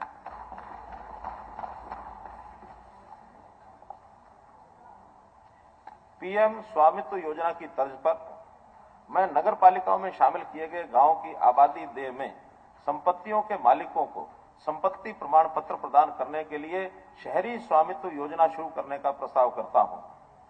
इससे संपत्तियों के मालिक पीएम स्वामित्व के तहत ग्राम पंचायतों की आबादी वाले क्षेत्रों में संपत्तियों के मालिकों को मिलने वाले लाभ के समान लाभ प्राप्त कर सकेंगे। ये नीति शहरी स्थानीय निकाय विभाग द्वारा अगले 15 दिनों में अधिसूचित कर दी जाएगी। शहरी क्षेत्रों में विकास प्रक्रिया को आगे बढ़ाने के लिए सरकार दिव्य नगर योजना के तहत राज्य के सभी बड़े शहरों में 500 से 1000 व्यक्तियों की क्षमता वाले सभागारों का निर्माण करने का प्रस्ताव करती है। गुरुग्राम और फरीदाबाद में 2-2 और अन्य सभी 9 नगर निगमों तथा 12 नगर परिषदों के जिला मुख्यालयों पर एक सभागार ऑडिटोरियम ये बनाए जाएंगे। सरकार प्रत्येक जिला मुख्यालय पर एक सार्वजनिक पुस्तकालय स्थापित करने का प्रस्ताव करती है। सूचना जनसंपर्क भाषा एवं संस्कृति विभाग और शहरी स्थानीय निकाय विभाग द्वारा स्थानीय नगर पालिका के सहयोग से इन सार्वजनिक पुस्तकालयों की स्थापना का कार्य किया जाएगा। नगर एवं ग्राम आयोजना टाउन कंट्री प्लानिंग बाहरी विकास शुल्क यानी ईडीसी की पुरानी लंबित देय राशियों की वसूली के लिए विवादों का समाधान योजना शुरू की गई थी। यह योजना अत्यंत सफल रही है। इसमें 286 लाइसेंस धारकों ने 31 जनवरी 2024 तक 2,666 करोड़ रुपए की राशि जमा करवाई है। मैं इस योजना को 30 सितंबर 2024 तक आगे बढ़ाने का प्रस्ताव करता हूं ताकि शेष लाइसेंसधारी भी योजना का लाभ उठा सकें। महानगर विकास प्राधिकरण की स्थापना की शुरुआत गुरुग्राम में जीएमडीए से शुरू की गई थी। इसके बाद 3 ऐसे अन्य प्राधिकरण फरीदाबाद एफएमडीए, पंचकुला पीएमडीए और सोनीपत एसएमडीए स्थापित किए गए हैं। हिसार के लिए एचएमडीए की स्थापना प्रक्रियाधीन है। बढ़ती आबादी की आवश्यकता को पूरा करने के लिए फरीदाबाद महानगर विकास प्राधिकरण अगले 5 वर्षों में 3400 करोड़ रुपए के अनुमानित परिव्यय के साथ जल आपूर्ति और सीवरेज प्रणाली का विस्तार करेगा। गुरुग्राम महानगर विकास प्राधिकरण इसी अवधि में 1200 करोड़ रुपए के अनुमानित परिव्यय के साथ सड़क नेटवर्क और 900 करोड़ रुपए के अनुमानित परिव्यय के साथ जल आपूर्ति व सीवरेज नेटवर्क को बढ़ाने की दिशा में काम करेगा। सोनीपत और पंचकुला महानगर प्राधिकरणों ने हाल ही में काम शुरू करना शुरू किया है। उम्मीद है कि हिसार महानगर प्राधिकरण शीघ्र काम करना शुरू कर देगा। मैं सोनीपत, पंचकुला और हिसार प्राधिकरणों को भी 100 करोड़ रुपए के विशेष अनुदान प्रदान करने का प्रस्ताव करता हूं, ताकि ये राजस्व का स्थायी स्रोत उपलब्ध होने तक विकास गतिविधियां चला सकें। मैं वर्ष 2024-25 के बजट में शहरी क्षेत्र के लिए 5,980 करोड़ रुपए आवंटित करने का प्रस्ताव करता हूं, जो चालू वित्त वर्ष के 4,323 करोड़ रुपए के संशोधित अनुमानों की तुलना में 38%, ये थोड़ा मुझे 38 हो जाता है, ठीक है, 38% की वृद्धि है, 1600, ठीक है। सभी के लिए आवास। माननीय अध्यक्ष महोदय, मुझे ये बताते हुए खुशी हो रही है कि सरकार ने पिछले साल एक नई योजना मुख्यमंत्री शहरी आवास योजना ये शुरू की है, जिसका उद्देश्य उन परिवारों को आवास प्रदान करना है जिनकी वार्षिक आय 1.8 लाख रुपए तक है और जिनका स्वयं का मकान नहीं है। इस योजना में 2.89 लाख परिवार पंजीकृत हैं। इनमें से 14 कस्बों और शहरों में भूमि की पहचान कर ली गई है और पंजीकृत लाभार्थियों को भूखंड आवंटन प्रक्रिया शुरू हो गई है। मुझे उम्मीद है कि अगले 6 महीनों में इसका लाभ हरियाणा के सभी कस्बों और शहरों तक पहुंचा दिया जाएगा। वर्ष 2024-25 में ऐसे लाभार्थियों को प्लॉट या फ्लैट उपलब्ध कराने के लिए 1,000 करोड़ रुपए की राशि अलग रखी जाएगी। ये राशि आंशिक रूप से हरियाणा शहरी विकास प्राधिकरण द्वारा अपने आवास दायित्वों के तहत प्रदान की जाएगी और राज्य बजट से भी आंशिक रूप से पूरी की जाएगी। मुख्यमंत्री शहरी आवास योजना की तर्ज पर मैं मुख्यमंत्री ग्रामीण आवास योजना शुरू करने का प्रस्ताव करता हूं। इसका उद्देश्य ये सुनिश्चित करना है कि जिन लाभार्थियों को महात्मा गांधी ग्रामीण बस्ती योजना के तहत भूखंड आवंटित किए गए थे, लेकिन पिछले 15 वर्षों में उन्हें भूखंडों का कब्जा नहीं दिया गया, मैं ऐसे लगभग 25,000 लाभार्थियों को सितंबर 2024 तक कब्जा देने की समय सीमा तय करने का प्रस्ताव करता हूं। यदि पात्र लाभार्थियों को कब्जा नहीं दिया जा सका तो सरकार मुख्यमंत्री ग्रामीण आवास योजना के अंतर्गत लाभार्थी परिवार को 1 लाख रुपए तक की राशि का लाभ देगी, ताकि वह अपना मकान बनाने के लिए अपनी पसंद का प्लॉट गांव में खरीद सकें।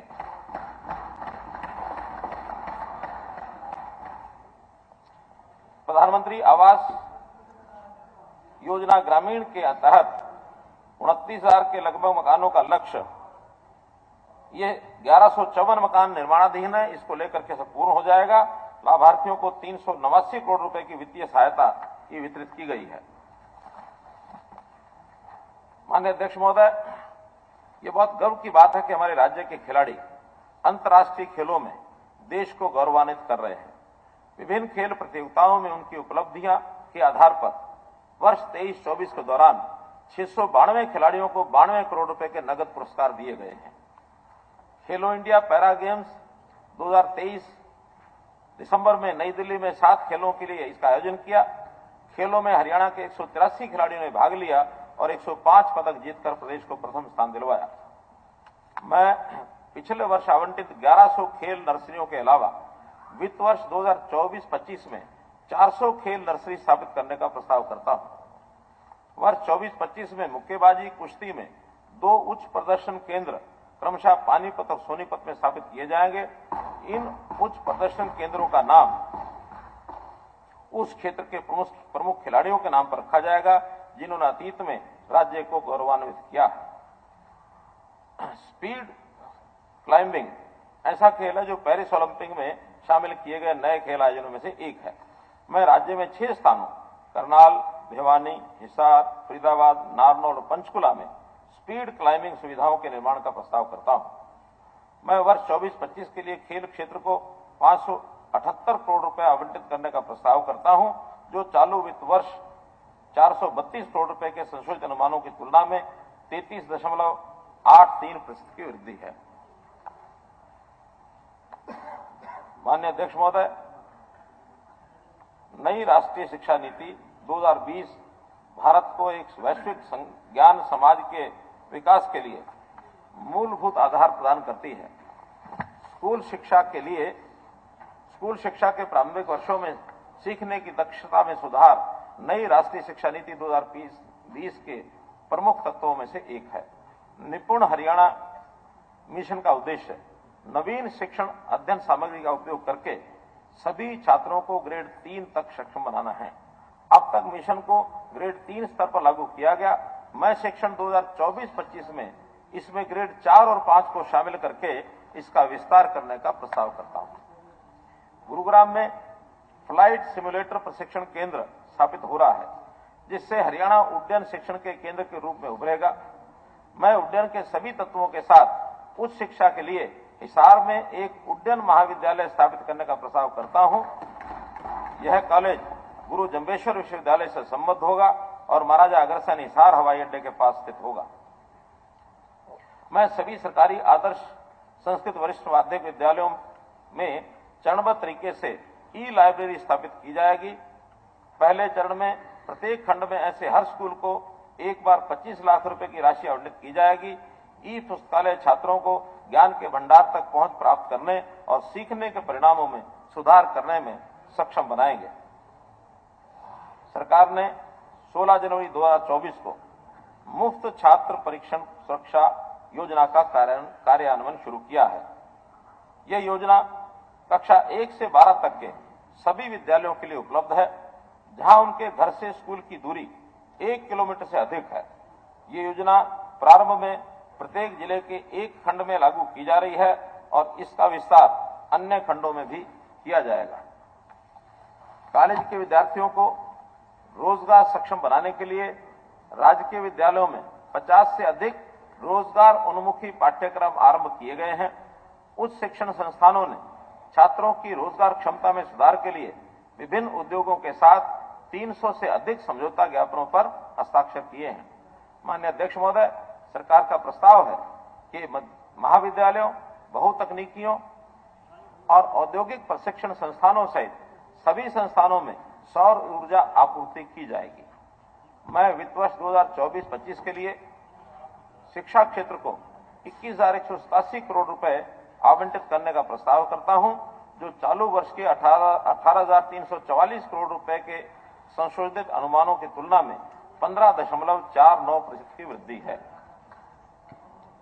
माननीय अध्यक्ष महोदय, निरोगी हरियाणा योजना, इसके अंतर्गत अंत्योदय परिवारों के 40 लाख लाभार्थियों के स्वास्थ्य की जांच की गई और 2.56 करोड़ लैब टेस्ट किए गए हैं।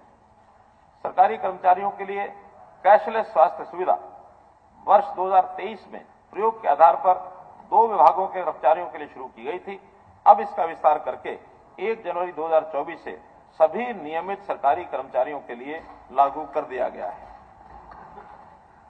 योजना का मुख्य उद्देश्य कर्मचारियों की जेब पर स्वास्थ्य देखभाल के व्यय का भार कम करना है। इसके लिए अब तक 556 सूचीबद्ध अस्पतालों को शामिल किया गया है और 1340 उपचार पैकेजों को इस योजना के पोर्टल पर एकीकृत किया गया है। ये सरकारी कर्मचारियों की लंबे समय से लंबित मांग को पूरा करेगा और उनके परिवार की स्वास्थ्य देखभाल लागत को वहन करने में महत्वपूर्ण राहत प्रदान करेगा। पिछले साल चिरायु आयुष्मान भारत योजना का लाभ उन परिवारों को देना शुरू किया था जिनकी वार्षिक आय 1,80,000 रुपए से 3 लाख रुपए तक थी। इसके लिए उन्हें 1,500 रुपए नाममात्र वार्षिक भुगतान करना होता है। मैं अब चिरायु आयुष्मान भारत योजना का लाभ उन परिवारों तक बढ़ाने का प्रस्ताव करता हूं जिनकी वार्षिक आय 3 लाख रुपए से अधिक है। अब 3 लाख से 6 लाख रुपए की वार्षिक आय वर्ग वाले लोग 4,000 रुपए के वार्षिक योगदान का भुगतान करके और 6 लाख रुपए से अधिक की वार्षिक आय वर्ग वाले लोग 5,000 रुपए से अधिक 5,000 रुपए के वार्षिक योगदान का भुगतान करके चिरायु आयुष्मान भारत योजना का लाभ प्राप्त कर सकते हैं। इसमें हरियाणा अपने नागरिकों को सार्वजनिक स्वास्थ्य बीमा प्रदान करने के लक्ष्य को प्राप्त कर लेगा। Post graduate institute of dental science Rohtak में एक उत्कृष्टता केंद्र स्थापित किया गया। शहीद हसन खां मेवाती राजकीय मेडिकल कॉलेज नल्लड़ में निवारक स्वास्थ्य उत्कृष्टता केंद्र की स्थापना प्रक्रियाधीन है। मैं वर्ष 23-24 में Pandit Bhagwatlal Sharma post graduate institute of medical sciences Rohtak द्वारा किडनी प्रत्यारोपण कार्यक्रम शुरू किया गया है और शीघ्र ही लीवर प्रत्यारोपण कार्यक्रम भी शुरू किया जाएगा, जिसके लिए स्वीकृति प्रदान कर दी गई है। इससे अंग प्रत्यारोपण का इंतजार कर रहे हरियाणा के मरीजों को लाभ मिलेगा। माननीय अध्यक्ष महोदय, आयुष चिकित्सा पद्धति के माध्यम से हम स्वास्थ्य देखभाल के दृष्टिकोण को इलाज की अपेक्षा रोगों की रोकथाम की ओर केंद्रित करना चाहते हैं। इसके लिए वर्ष 2024 में योगशालाओं सहित 500 हेल्थ एंड वेलनेस सेंटर स्थापित किए जाएंगे। पंचकुला में श्री माता मनसा देवी श्राइन बोर्ड द्वारा प्रदान की गई भूमि पर स्थापित होने वाले राष्ट्रीय आयुर्वेद संस्थान ने हाल ही में बाह्य रोगी देखभाल यानी ओपीडी शुरू की है। इस संस्थान का निर्माण वर्ष 2024-25 में पूरा होने की उम्मीद है। माननीय अध्यक्ष महोदय, मुझे ये बताते हुए खुशी हो रही है कि कर्मचारी राज्य बीमा निगम ने हरियाणा ने हिसार, रोहतक, अंबाला और सोनीपत में 100 बिस्तरों वाले नए अस्पतालों और करनाल में 30 बिस्तरों वाले नए अस्पताल की स्थापना की मंजूरी दे दी है। वर्ष 24-25 में पटौदी, साहा, घरौंडा और कैथल में नई ईएसआई डिस्पेंसरी शुरू होने की उम्मीद है। वर्ष 24-25 के लिए स्वास्थ्य, चिकित्सा शिक्षा और आयुष क्षेत्रों को 9,579 करोड़ रुपए आवंटित करने का प्रस्ताव करता हूं, जो चालू वित्त वर्ष के 7,731 करोड़ रुपए के संशोधन अनुमानों की तुलना में 23.89% की वृद्धि है। नारी शक्ति। अध्यक्ष महोदय, सभी क्षेत्रों में महिलाओं के उत्थान के बिना कोई भी समाज प्रगति नहीं कर सकता। हरियाणा की महिलाओं ने खेल और लोक प्रशासन में अत्यधिक योगदान दिया है। ड्रोन पायलट प्रशिक्षण करनाल में drone imaging and information service of Haryana that is Drishya के माध्यम से प्रदान किया जाता है। मैं वर्ष 2024-25 के दौरान 500 महिला स्वयं सहायता समूह की 5,000 बहनों को ड्रोन संचालन व रखरखाव के लिए प्रशिक्षित कर उन्हें प्रति समूह एक ड्रोन देने का प्रस्ताव करता हूं। इससे वे कृषि उद्देश्यों के लिए किसानों को किराए पर दे सकती हैं। योजना का विवरण युवा उद्यमिता और अधिकारिता विभाग द्वारा अलग से अधिसूचित किया जाएगा। मैंने पिछले वर्ष पानीपत में तीज उत्सव के दौरान प्रत्येक जिला मुख्यालय पर साझा बाजार की घोषणा की थी। हरियाणा राज्य ग्रामीण आजीविका मिशन और शहरी स्थानीय निकाय के सहयोग से इस पहल का उद्देश्य महिला स्वयं सहायता समूह के उद्देश्यों को अपने उत्पादों को प्रदर्शित करने और बेचने के लिए दुकानें या पोटा कैबिन उपलब्ध करवाना है। महिलाएं किसानों की सहायता करेंगी ड्रोन उड़ा के खाद छिड़कने में। ड्रोन दीदी, लखपति दीदी, ड्रोन दीदी। बेचने के लिए दुकानें या पोटा केबिन उपलब्ध करवाना है। जगहों की पहचान कर ली गई है और पायलट आधार पर 5 जिलों करनाल, यमुनानगर, पंचकुला, फतेहाबाद और गुरुग्राम में काम शुरू हो गया है। साझा बाजार में दुकानें स्वयं सहायता समूहों को प्रोटेक्शन के आधार पर ऑनलाइन पोर्टल के माध्यम से आवंटित की जाएंगी। साझा बाजार स्वयं सहायता समूहों को अपनी उपज का विपणन करने, अपने उत्पाद का विपणन करने और आजीविका कमाने के लिए एक मंच प्रदान करेगा। हरियाणा राज्य ग्रामीण आजीविका मिशन के तहत 58,797 स्वयं सहायता समूहों का गठन किया गया है, जिनमें 6.04 लाख महिलाओं को हस्तशिल्प, परिधान, खाद्य पदार्थों और अन्य विभिन्न गतिविधियों में शामिल किया गया है। ये पहल स्थानीय उद्यमियों की सहायता करती है और समुदायों के भीतर स्थायी आजीविका को बढ़ावा देती है। 2 लाख महिलाओं को उच्च आय स्तर पर लाकर उन्हें लखपति दीदी बनाने का प्रस्ताव है। ड्रोन भी, लखपति, ड्रोन दीदी, महिलाओं के लिए तो बहुत कुछ हो रहा है। सरकार द्वारा राशन की उचित मूल्यों की दुकानों में महिला आवेदकों के लिए 33% आरक्षण का प्रावधान किया गया है। इसमें एसिड हमले की शिकार महिलाओं और विधवाओं को प्राथमिकता दी जाएगी। आवेदन मांगकर 3,224 उचित मूल्यों की दुकानों के आवंटन की प्रक्रिया शुरू हो गई है। बाल विकास। सरकार बच्चों में कुपोषण को कम करने और उनकी वृद्धि व विकास के लिए संस्थागत तंत्र को मजबूत करने हेतु प्रतिबद्ध है। वर्ष 23-24 में मैंने अगले 3 वर्षों में 6 वर्ष तक आयु वर्ग के बच्चों में बौनेपन, कद के अनुपात में वजन न होने और कम वजन की घटनाओं को 50% कम करने का लक्ष्य रखा था।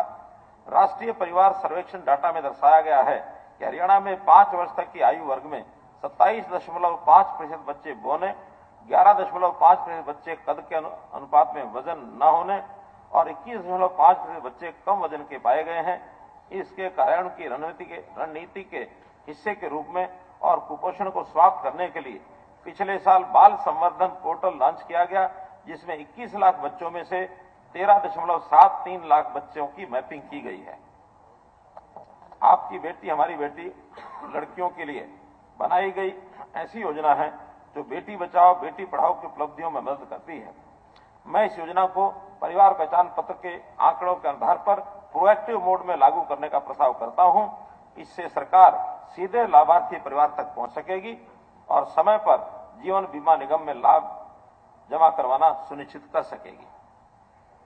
वित्त वर्ष 2024-25 के बजट में महिला बाल कल्याण क्षेत्र के लिए 1938 करोड़ रुपए आवंटित करने का प्रस्ताव करता हूं, जो चालू वित्त वर्ष 1592 करोड़ रुपए के संशोधित अनुमानों की तुलना में 21.71% की वृद्धि है। खाद्य नागरिक आपूर्ति। माननीय अध्यक्ष महोदय, प्रधानमंत्री गरीब कल्याण कार्यक्रम के तहत लाभार्थी परिवारों को निःशुल्क खाद्यान्न उपलब्ध करवाया जाता है। पीडीएस के तहत लाभार्थी परिवारों की संख्या दिसंबर 2022 में 26 लाख थी, जो अब बढ़कर 44 लाख से अधिक हो गई है। परिवारों के लिए नए राशन कार्ड बनाने की प्रक्रिया को परिवार पहचान पत्र से जोड़ करके स्वचालित और सक्रिय बना दिया गया है। हरियाणा भवन एवं अन्य सनिर्माण श्रमिक कल्याण बोर्ड वित्त वर्ष 2023-24 के दौरान 85,000 लाभार्थियों के लिए 250 करोड़ रुपए खर्च किए गए। हाल ही में ई-रुपए के माध्यम से पंजीकृत निर्माण श्रमिकों की बेटियों के लिए 50,000 रुपया वित्तीय सहायता, इलेक्ट्रॉनिक स्कूटर की वास्तविक एक्स शोरूम कीमत जो भी कम हो पर इलेक्ट्रिक स्कूटर उपलब्ध कराने की योजना शुरू की है।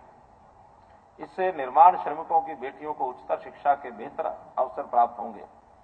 इसी प्रकार की एक योजना उबर, जोमेटो जैसे ऑनलाइन एग्रीगेटर के लिए वस्तुओं और सेवाओं को घर द्वार पर डिलीवरी प्रदान करने वाले गिग वर्कर सेवा क्षेत्र के एक महत्वपूर्ण तत्व के रूप में उभरे हैं। ये आमतौर पर समाज के सबसे गरीब तबके से होते हैं। मैं एक ऐसी योजना शुरू करने का प्रस्ताव करता हूं जिसमें गिग वर्कर को इलेक्ट्रिक स्कूटर खरीदने के लिए बिना किसी ब्याज के क्रेडिट गारंटी के साथ 45,000 रुपए की राशि या इलेक्ट्रिक स्कूटर की वास्तविक एक्स शोरूम कीमत जो भी कम हो के लिए ऋण के साथ 5,000 रुपए की सब्सिडी प्रदान की जाएगी।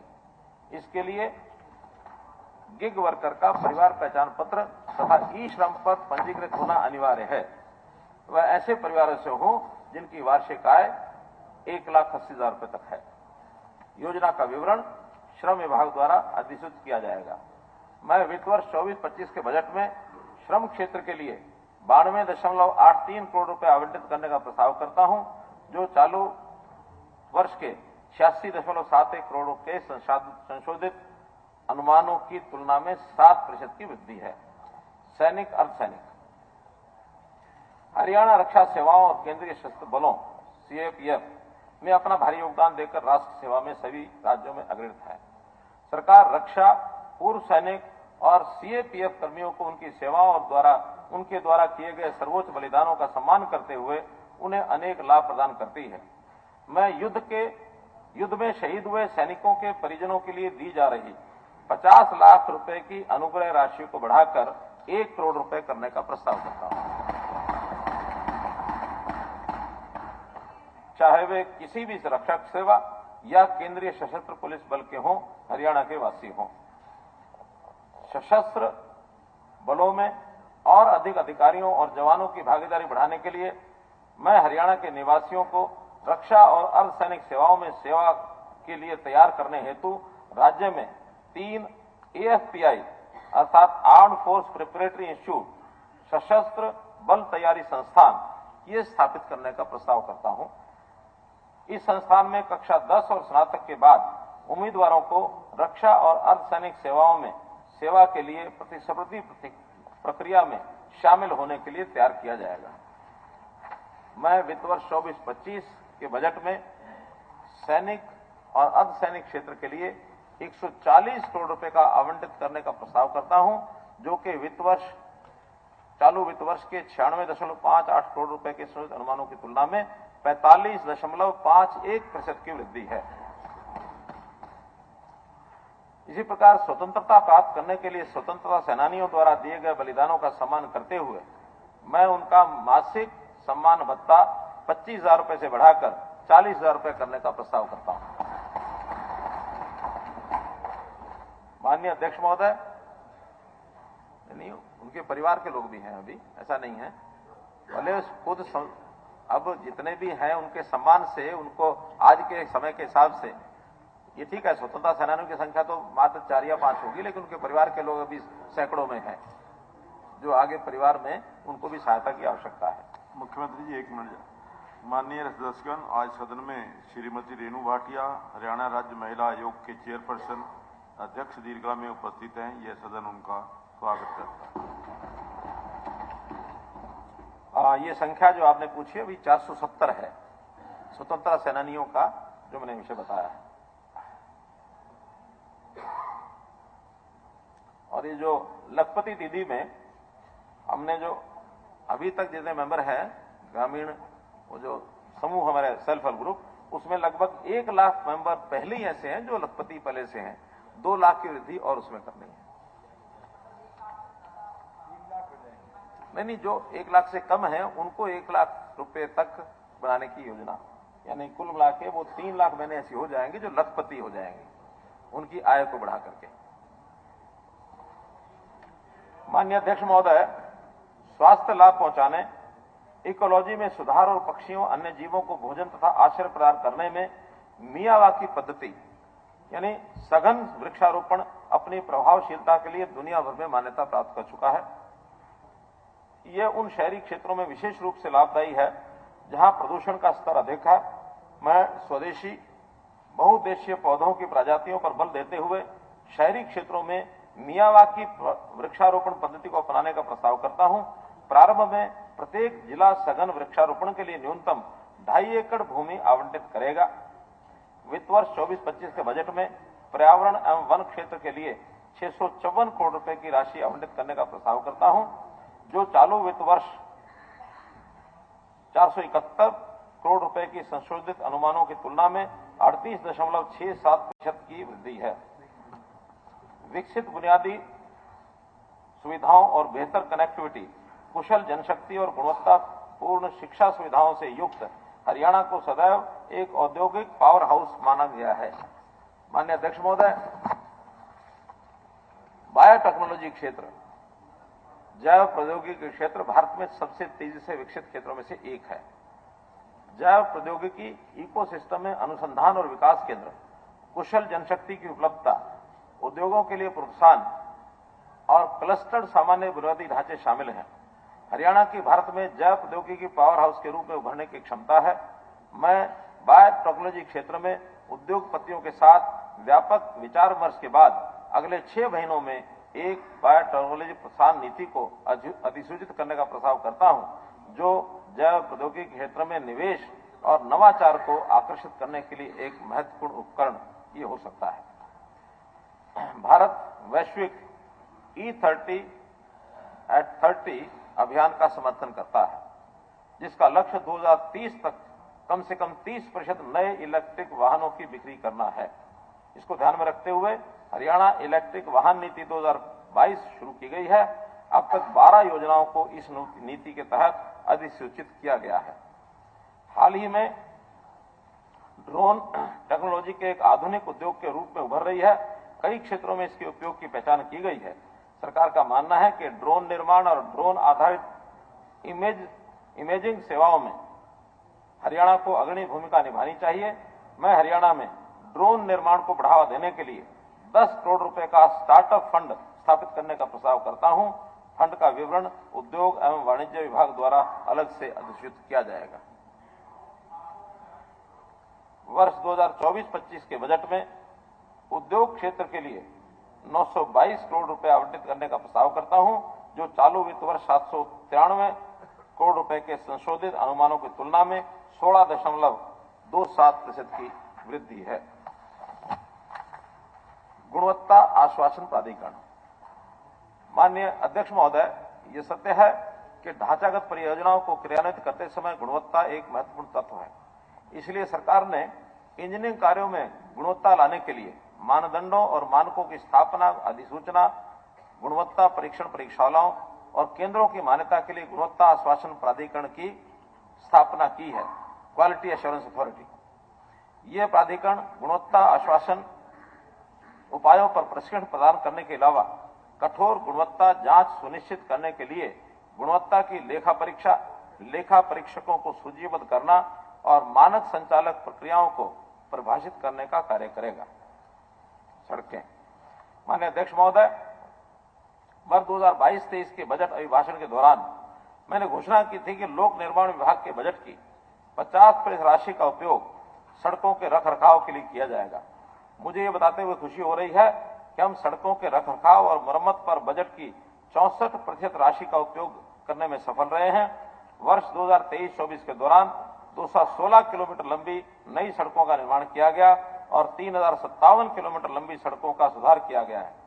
मैं वर्ष 2024-25 के दौरान 9000 किलोमीटर सड़कों का सुधार करने का प्रस्ताव करता हूं। इसके अतिरिक्त वर्ष 24-25 के दौरान 300 किलोमीटर लंबी सड़कों का चौड़ा और सुदृढ़ करने का कार्य किया जाएगा। 52 आरओबी, आरयूबी व ब्रिज का कार्य प्रगति पर है और जल्दी पूरा होने की संभावना है। वर्ष 24-25 के दौरान 28 आरओबी, आरयूबी व ब्रिज बनाने का काम प्रस्तावित है। Railway infrastructure. माननीय अध्यक्ष महोदय, 61 किलोमीटर लंबी करनाल यमुनानगर रेलवे लाइन और 30 किलोमीटर लंबी फर्रुखनगर झज्जर रेलवे लाइन की विस्तृत परियोजना रिपोर्ट तैयार करने का कार्य हरियाणा रेल अवसंरचना विकास निगम लिमिटेड द्वारा किए गए व्यवहार्यता अध्ययन के आधार पर उत्तर रेलवे द्वारा किया जा रहा है।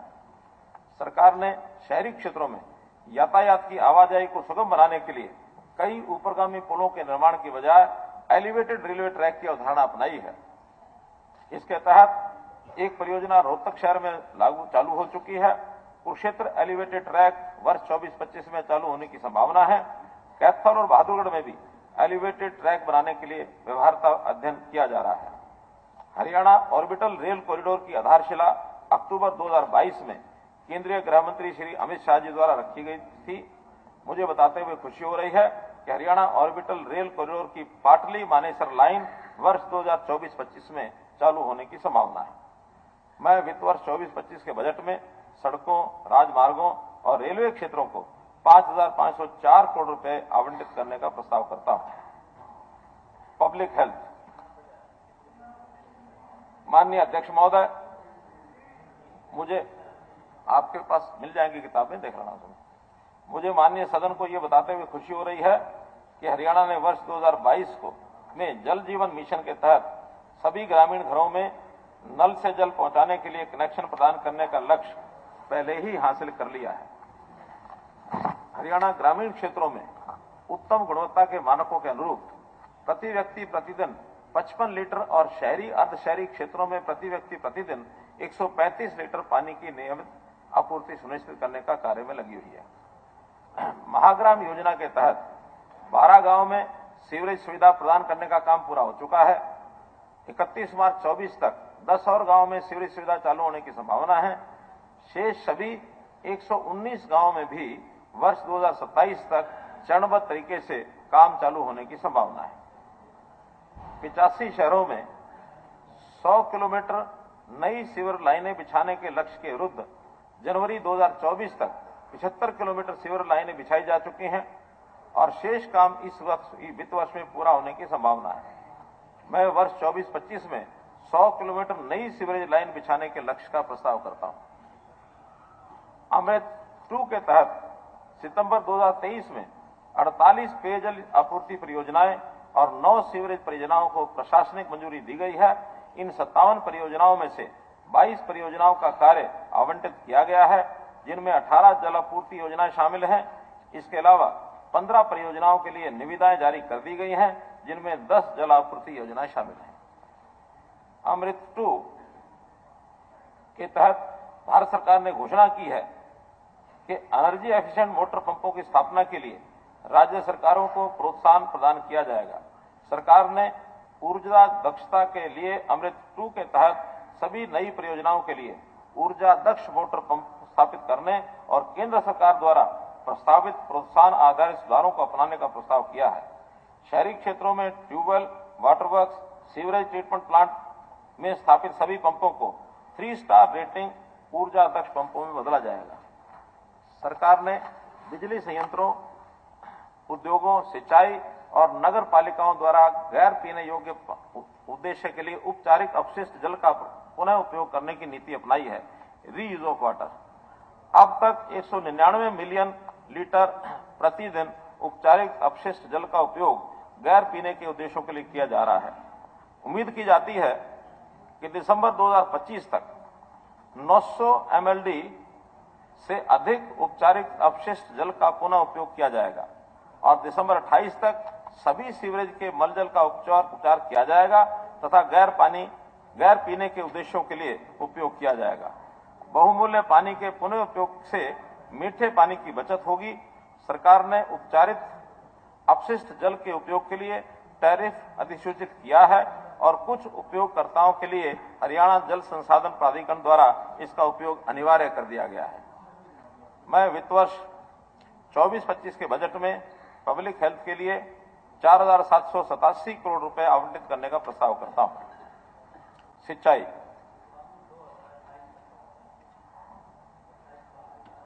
नहीं 28 तक तो सभी जितने भी सीवरेज हैं उनका भी लक्ष्य रखा है। सीवरेज तो बहुत बड़ी संख्या में ना, नहीं हम तो 5 साल, 10 साल, 25 साल भी योजना बढ़ाते हैं, ऐसी क्या बात है। मैंने बताया हमारे पास तो पूरा पक्का ठेका है 2050 तक का भी, हमारा ठेका 2050 तक का पक्का है। माननीय अध्यक्ष महोदय, ब्रिटिश शासन के समय से ही एक नया विषय हम लेकर के आ रहे हैं। ब्रिटिश शासन के समय से ही किसानों को नहरी पानी की आपूर्ति पर आबियाना लगाया जाता रहा है। शहर के पानी पर निर्भर किसानों को राहत देने के उपाय के रूप में नहर के पानी पर निर्भर किसानों को राहत देने के उपाय के रूप में मैं 1 अप्रैल 2024 से आबियाना बंद करने का प्रस्ताव करता हूं। इससे 4,299 गांव के किसानों को लगभग 140 करोड़ रुपए का एक मुश्त लाभ होने के साथ साथ 54 करोड़ रुपए की वार्षिक राहत मिलेगी। राज्य सरकार नहरों के बुनियादी ढांचे में सुधार लाने के लिए प्रतिबद्ध है।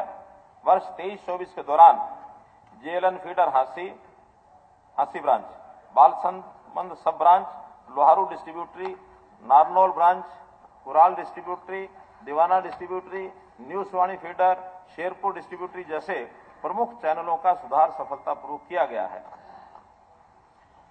गैर मानसून अवधि के दौरान पश्चिमी यमुना नहर वाहक प्रणाली को आने वाले चुनौतियों से निपटने के लिए 6,000 क्यूसेक की क्षमता का एक नया समानांतर पक्का चैनल वर्तमान में निर्माणाधीन है। इसके अलावा 465 करोड़ रुपए के निवेश से संवर्धन नहर और समानांतर दिल्ली ब्रांच की क्षमता में वृद्धि करने का प्रस्ताव काम चल रहा है। माननीय अध्यक्ष महोदय, मुझे ये बताते हुए खुशी हो रही है कि 17 फरवरी 2024 को केंद्रीय जल शक्ति मंत्रालय के सहयोग से हरियाणा और राजस्थान के बीच यमुना नदी के मानसून अवधि के दौरान अतिरिक्त पानी के उपयोग के लिए एक समझौते पर हस्ताक्षर किए गए हैं। इस अवधि में पानी का प्रवाह 24,000 क्यूसेक से अधिक हो जाता है। थोड़े समय के लिए उपलब्ध इस अतिरिक्त पानी को संग्रहित किया जाएगा और पानी की कमी वाले जिलों भिवानी, चरखी दादरी व हिसार में सिंचाई के लिए पानी ले जाने के लिए पाइपलाइन बिछाई जाएगी। इसके अलावा राजस्थान में पानी ले जाने के लिए भी पाइपलाइन राजस्थान द्वारा बिछाई जाएगी। इससे ये सुनिश्चित होगा कि अतिरिक्त पानी को संग्रहित किया जाए और कृषि व पीने के उद्देश्यों के लिए उपयोग किया जाए और साथ साथ बाढ़ की संभावना भी कम हो जाएगी और ईच ड्रॉप मोर क्रॉप इस नारे को सफल करेंगे। राजस्थान में भेजिए आप। कोई बंद नहीं की, जहां जितनी आवश्यकता है उस हिसाब से हम कर रहे हैं। हमारा अभी यमुना में जितना पानी ले रहे हैं, सुनिए मैं जो है ये 1994 में जो कैलकुलेशन हुई थी पानी की, वो पानी आज ना पंजाब के पास है ना हरियाणा के पास। हमने कंडीशन दूसरी तरफ हमने कंडीशन लगाई, अंडरग्राउंड जो बात चला गया 400 फुट साहब मैं बता रहा हूँ 400 फुट मैंने बोल भी दिया, मैंने कहां से पानी ला अरे सुन तो लो, मैंने पहले बैठोगा, मैंने सुन भी लिया, मैंने आपकी बात को पहले स्पष्ट कर दिया है, आपकी बात को स्पष्ट कर दिया, सुन तो लो, बैठो मैं बताता हूं और विस्तार से बताता हूं। देखिए अभी तक हम यमुना में से मैक्सिमम कैपेसिटी पानी लेने की हमारी 18,000 क्यूसेक है, समझ लो। इसके बाद हमने 6,000 क्यूसेक के नए प्रावधान कर दिए हैं। 24,000 के बाद उस पानी का उपयोग केवल यमुना में बहने के लिए होता है या बाढ़ आती है तो बाढ़ में फैलने के लिए होता है। हमारे समझौते में यह है कि 18,000 क्यूसेक होने के बाद यदि इसके अतिरिक्त पानी आता है, वो साल में 10 दिन होगा, 20 दिन होगा, 50 दिन होगा, 24 के बाद, 24,000 के बाद, वो वही तो कह रहा हूं, अतिरिक्त की बात कह रहा हूं, वही बता रहा हूं कि समझौते की शर्त है कि 24,000 क्यूसेक से पानी इससे ऊपर होता है तो उस पानी को यमुना में देने के बजाय अगर वो हमारे काम आता है, मानो इन 3 जिलों में चरखी दादरी, भिवानी, हिसार, वो जो राजस्थान के साथ का बॉर्डर है, बॉर्डर के इलाके, या उनके भी कम आता है तो अपनी वो 3 लाइन बिछाएंगे, हम अपनी 1 लाइन बिछाएंगे, उनके भी 3 जिले पीने के पानी के लिए उनकी आवश्यकता है। समझौता बहुत पुराना है लेकिन अभी तक खुलवा दो, गेट खुलवा दो, फिर वही बात है। मैं कह रहा हूं कि हमारा इसमें कोई नुकसान नहीं है। अध्यक्ष जी, ये जो है आपने पानी वहां दिया, सरप्लस पानी है, ठीक है, बारिश के दिन में होता है, इसी का इस्तेमाल दादूपुर नरवी नहर खोद के करते हैं अपने, कितना उसकी आवश्यकता, वाटर टेबल कितना, हाँ उसकी आवश्यकता पड़ेगी, उसको भी कर लेंगे, उसकी आवश्यकता पड़ेगी, देखें एसवाईपी है, आगे आना। अरे इसका उससे संबंध थोड़ी है, अलग अलग चीजें। इस फैसले को देखिए सुनिए तो इससे हरियाणा के किसानों एक एक विषय बजट में, सुनिए बजट में, अरे सुनिए कादन साहब, बजट में 188 शाम को महेंद्रगढ़ को पानी मिलेगा, बजट में 188 बिंदु हैं। सुनिए बजट में 188 बिंदु हैं। हर विषय की अलग अलग एक मर्म होती है, अलग अलग उसका उद्देश्य होता है, अलग अलग विषय होता है। आपने जो विषय चलाया मैंने बता दिया कि हमारे पास बरसात के अंदर जो 8-8 लाख क्यूसेक पानी भी आ जाता है। हमारा अपना एरिया 6 जिले इस बार बाढ़ ग्रसित हो गए, घग्गर के भी 6 जिले बाढ़ ग्रसित हो गए। उसमें कुछ अगर कमी आती हो और हमारे उस बरसात के पानी को राजस्थान उपयोग करना चाहता हो और उसमें हमारे 3 जिलों का भी लाभ होता हो, उसमें हमारा कोई नुकसान नहीं है। तो इसलिए विषय पर रहेंगे, आगे चलेंगे। बैठिए रावधान सिंह, इसी प्रकार। अरे भैया उनसे कोई राजस्थान से थोड़ी पीड़ा है, फैसला हुआ उनने हमारी तो बंद कर दी राजस्थान ने, और हम दे रहे हैं। हम केवल उन 18 दिनों में, 3 नदियों का देखिए एग्रीमेंट था, हम जो 18-20 दिन, 64 हुड्डा साहब, हम तो 18-20 दिनों में अपने बाढ़ ना आए, बाढ़ की संभावना कम रहे और बजाय जमुना में पानी 8-8 लाख क्यूसेक जाए, उसमें अगर 6-8 हजार क्यूसेक ले जाएंगे। यमुना में पानी जाता था ना सरप्लस का, उससे कितना फायदा होता था फरीदाबाद को, रिन्यूएल उसी से। अरे तो बरसात के दिनों में बाढ़ की बात हो रही है, हुड्डा साहब, केवल उतना ही है। हुड्डा साहब, अरे तो वो तो रहेगा ही 8 लाख क्यूसेक में। हाँ। ऐसा ये तो अभी तो प्रस्ताव है, इसके ऊपर बहस चर्चा तो होनी है, कर लेना चर्चा में बोल लेना जो कुछ भी बोलना है आगे। आप इसके बीच में डिस्टर्ब कर, गुरुग्राम नहीं, इसके ऊपर चर्चा नहीं प्रस्ताव दिया है, ये प्रस्ताव है, प्रस्ताव एमओयू हुआ है 2 दिन चर्चा। अरे कादन साहब ये एमओयू हुआ है, प्रस्ताव ही है, ये अभी बजट प्रस्ताव है, ये कोई पास थोड़ी कर रहे हैं। जब पास होने से पहले क्यों एमओयू साइन हुआ, हाँ तो एमओयू प्रस्ताव होता है और क्या होता है, एमओयू साइन नहीं होता है, एग्रीमेंट है, ये हो चुका है। नहीं एमओयू है, ठीक है, साइन हुआ है, इसको कैंसिल करो। नहीं कैंसिल होगा, किसानों के हमारे लाभ में है, अपने हित में है, हित में किया हमने, किसान बर्बाद हो जाएगा, अपने हित में है। बैठिए। भिवानी में इंद्रगढ़ हिसार के खारे पानी के इलाके को पानी मिलेगा, इनको तकलीफ क्या है पानी लेने में? हमारे किसान को पानी मिलेगा, तो खारा पानी का इलाका, पीने का पानी नहीं, वहाँ पानी मिलेगा। और हमेशा अध्यक्ष महोदय, दक्षिण में पानी आता है। अध्यक्ष महोदय, गुरुग्राम और मेवात इस क्षेत्र की, गुरुग्राम और मेवात के क्षेत्र की जल समस्या के समाधान के लिए 2 परियोजनाएं, ये भी बहुत समय से लंबित थी, उनको हमने चालू कर दिया है। उनमें गुरुग्राम जलापूर्ति चैनल की रीमॉडलिंग और मेवात फीडर पाइपलाइन, इसकी योजना शामिल है। ये जिला नूंह और जिला गुरुग्राम के अलावा खरखोदा, बहादुरगढ़ और धारूहेड़ा इसके औद्योगिक क्षेत्र और पीने के पानी की समस्या को हल करने के लिए और आसपास के गांवों की 2050 तक की पेयजल की मांग को पूरा करने के लिए बनाई गई है।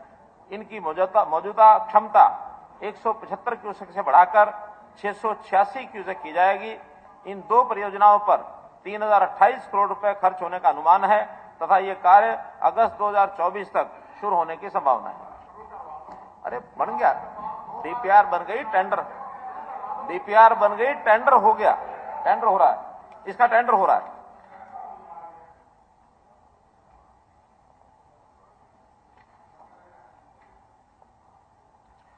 जो 2 आंकड़े इसमें अभी नहीं थे, उसमें रोड्स, नेशनल हाईवेज का जो मैंने बजट बताया, उसमें 2023 का जो रिवाइज एस्टिमेट है वो 5470 करोड़ है और प्रपोज्ड है 5505 करोड़। और इसी प्रकार मानसून के दौरान जल संरक्षण सरकार की प्राथमिकता। 23-24 के दौरान महेंद्रगढ़ में 5 चेक डैम और 26 जल निकायों का निर्माण किया गया है। इन जल निकायों के पानी का संरक्षण किया गया है। बढ़ी हुई जल संग्रहण भंडारण क्षमता का अधिक सुसंगत और विश्वसनीय जल स्रोत के रूप में स्थानीय कृषि पर सकारात्मक प्रभाव पड़ेगा।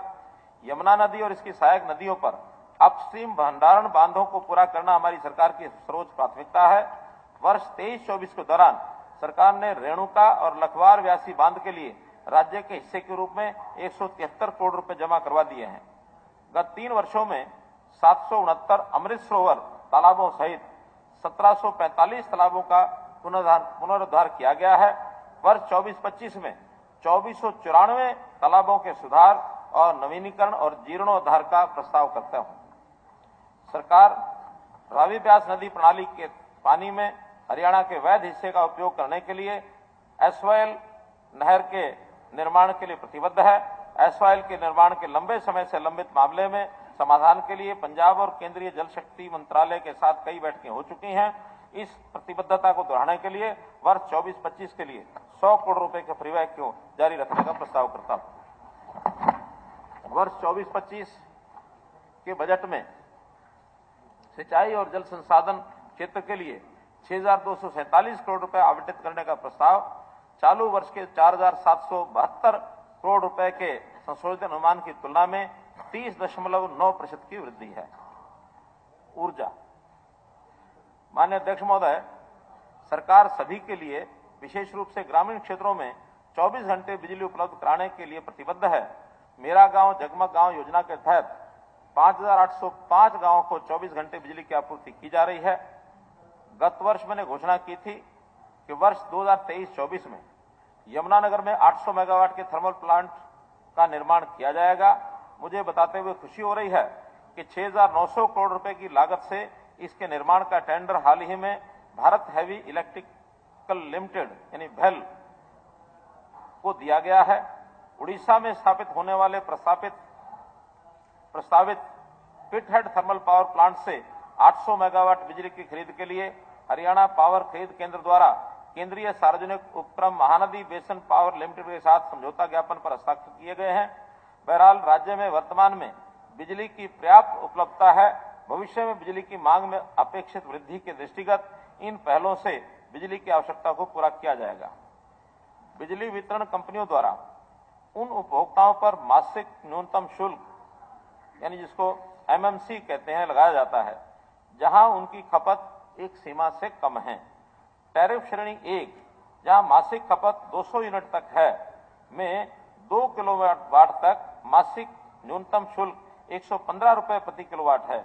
सबसे गरीब लोगों को राहत देने के लिए मैं 2 किलोवाट तक घरेलू कनेक्टेड लोड वाले टैरिफ श्रेणी 1 के उपभोक्ताओं के लिए एमएमसी को खत्म करने का प्रस्ताव करता हूं। इस कदम से सबसे गरीब परिवारों को लगभग 180 करोड़ रुपए की वार्षिक राहत मिलेगी। गांव में फिरनियों से 3 किलोमीटर की दूरी तक स्थित डेरों और ढाणियों में बिजली कनेक्शन जारी किए जा रहे हैं। आवेदक से गांव की फिरनी से 300 मीटर तक कनेक्शन सेवा शुल्क वसूल किया जाएगा, जबकि पहले 150 मीटर का प्रावधान था और बुनियादी ढांचे की लागत डिस्कॉम द्वारा वहन की जाएगी। मैंने वर्ष 23-24 में सभी औपचारिकताएं पूरी होने के बाद 2019 में से 2021 की अवधि में आवेदन करने वालों के लिए ट्यूबवेल कनेक्शन जारी करने का प्रस्ताव रखा था। मुझे ये बताते हुए खुशी हो रही है कि प्राप्त 27,826 आवेदनों में से 27,740 के लिए डिमांड नोटिस जारी किए जा चुके हैं और कनेक्शन जारी करने का काम जल्द पूरा होने की संभावना है। माननीय अध्यक्ष महोदय, वर्ष 23-24 में मैंने पीएम कुसुम के तहत 70,000 सौर पंप सेट की स्थापना का लक्ष्य निर्धारित करने का प्रस्ताव किया था। मुझे बताते हुए खुशी हो रही कि 23-24 से पहले निर्धारित लक्ष्यों की तुलना में राज्य में 67,418 सौर पंप स्थापित किए जा चुके हैं। इस योजना की लोकप्रियता और इसके प्रति किसानों के उत्साह को देखते हुए मैं 24-25 में 70,000 अतिरिक्त सौर पंप स्थापित करने का लक्ष्य प्रस्तावित करता हूं।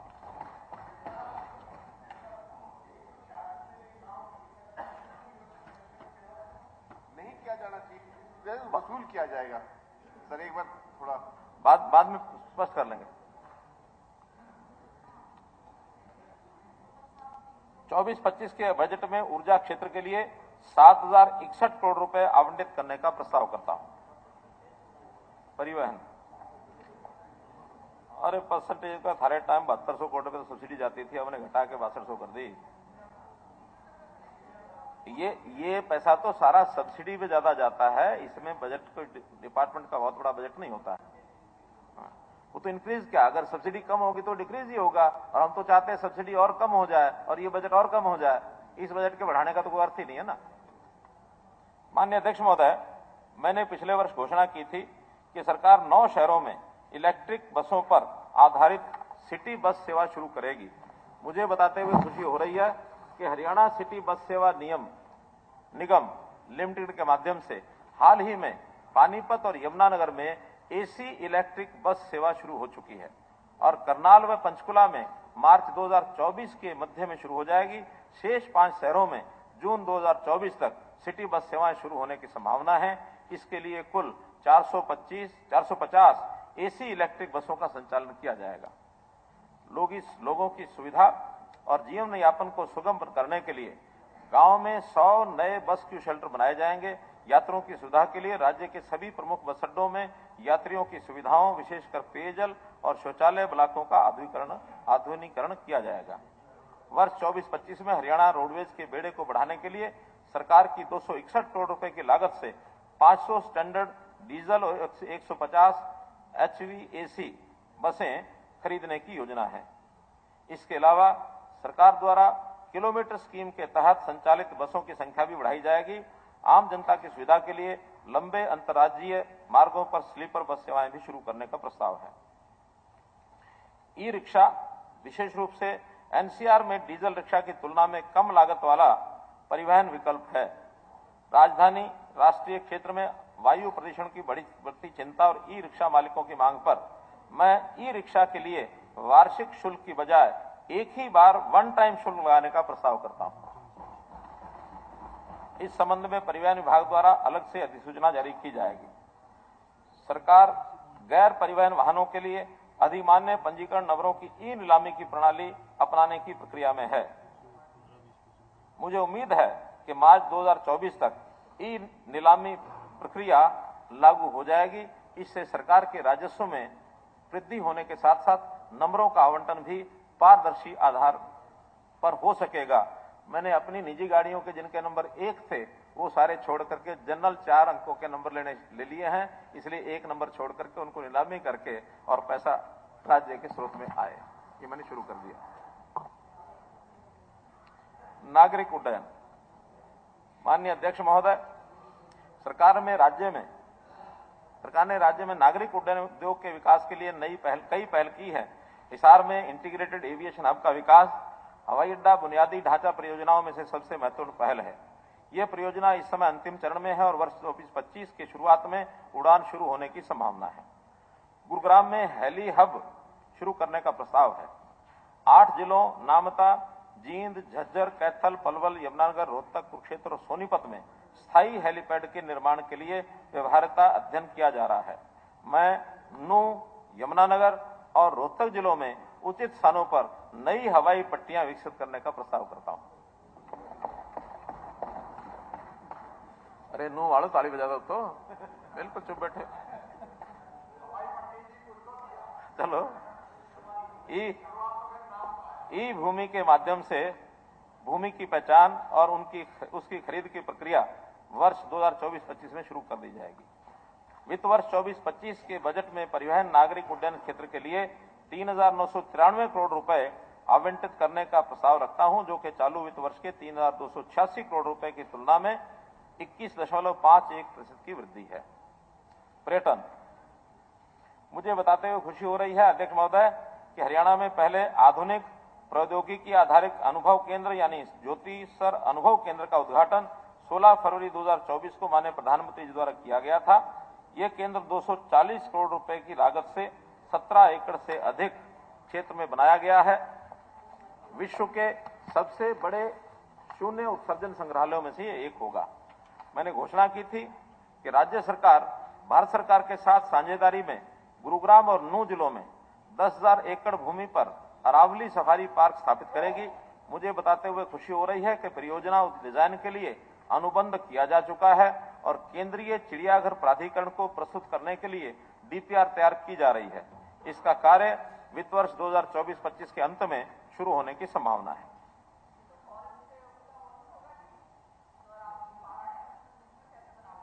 नहीं, वो सारा हो गया, एनवायरमेंट क्लियरेंस हो गई है सब।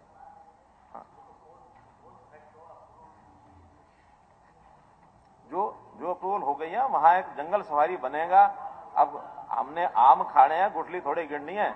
एक जंगल सफारी पार्क बनेगा, पर्यटन का बढ़ावा मिलेगा, प्रदेश की आमदन बढ़ेगी। बाकी नहीं। पिछले साल नवंबर माह में सरकार ने सूरजकुंड अंतर्राष्ट्रीय शिल्प मेला स्तर पर दिवाली मेले का आयोजन किया था। मेले के सफल कार्यान्वयन के आधार पर सरकार कलाकारों, कारीगरों और शिल्पकारों व छोटे व्यवसायों के लिए एक मंच प्रदान करने हेतु सितंबर माह में इस प्रकार के मेले को एक वार्षिक कार्यक्रम बनाने का प्रस्ताव करती है। यानी एक तो आर्ट मेला फरवरी में होता है, सितंबर में एक और हुआ करेगा हर वर्ष, इसका प्रस्ताव। माननीय अध्यक्ष महोदय, भारत विविधताओं से भरा देश है। इसकी संस्कृति हमें एक सूत्र में बांधकर रखती है। मैं हरियाणा के नहीं होगा, वो राजभवन में अलग होगा। ये हर जिले में एक बार हुआ करेगा। नहीं, कौन सी की बात कर रहे हैं? जो सूरजकुंड वाला, सूरजकुंड में एक पहले होता है। हमारा हरियाणा का तो नहीं, मुझे लगता पिंजौर वो अलग है। पिंजौर में तो आम मेला है, वो तो आम मेला है। वो तो मैंगो मेला है। मैंगो मेला है, मैंगो मेला है, वो अलग है। वो नहीं, ये पहला तो मुझे बताया। वो सूरजकुंड में एक और करेंगे। पहले सूरजकुंड में एक ही होता साल में, अब सूरजकुंड में सितंबर महीने में एक और क्या करेंगे, ताकि वहां उतनी बड़े जगह का उपयोग हो जाए। साल में 2 कार्यक्रम तो हो वहां। माननीय अध्यक्ष महोदय, भारत विविधताओं से भरा देश है। इसकी संस्कृति हमें एक सूत्र में बांधकर रखती है। मैं हरियाणा के जिलों में भारत के प्रत्येक राज्य, सुनिए दलाल साहब,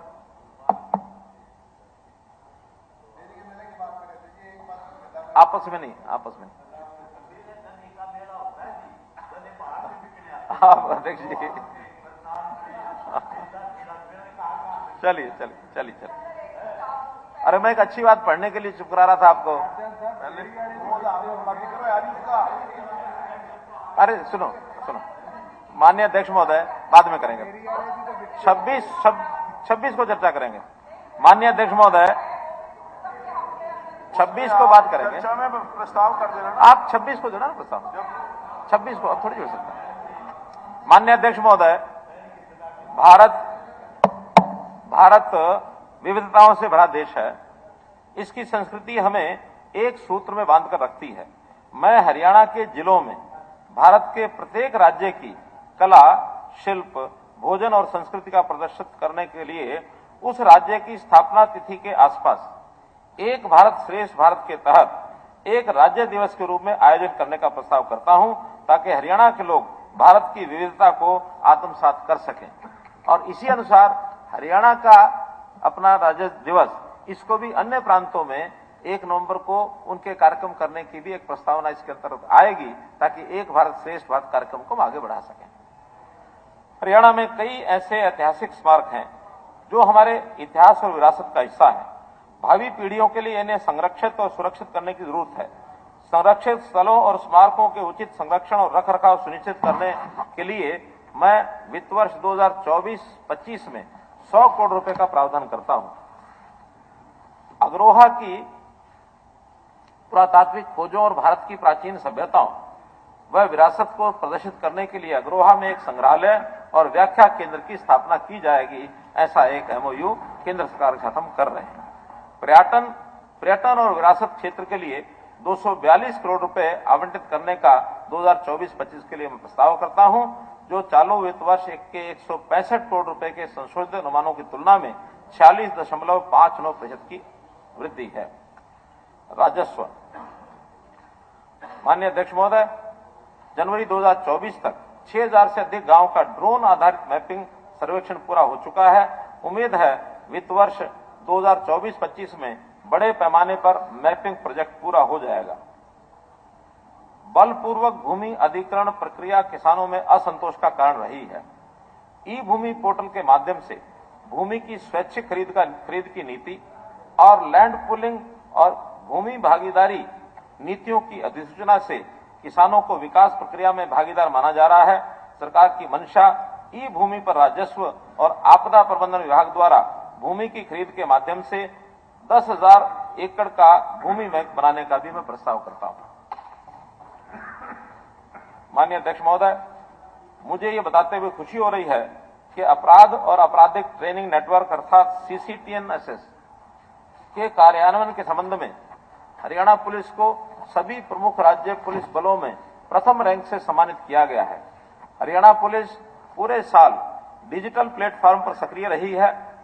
कृत्रिम बुद्धिमत्ता के मदद से 4.9 लाख फर्जी मोबाइल नंबरों को ब्लॉक किया गया और 76.85 करोड़ रुपए बचाए।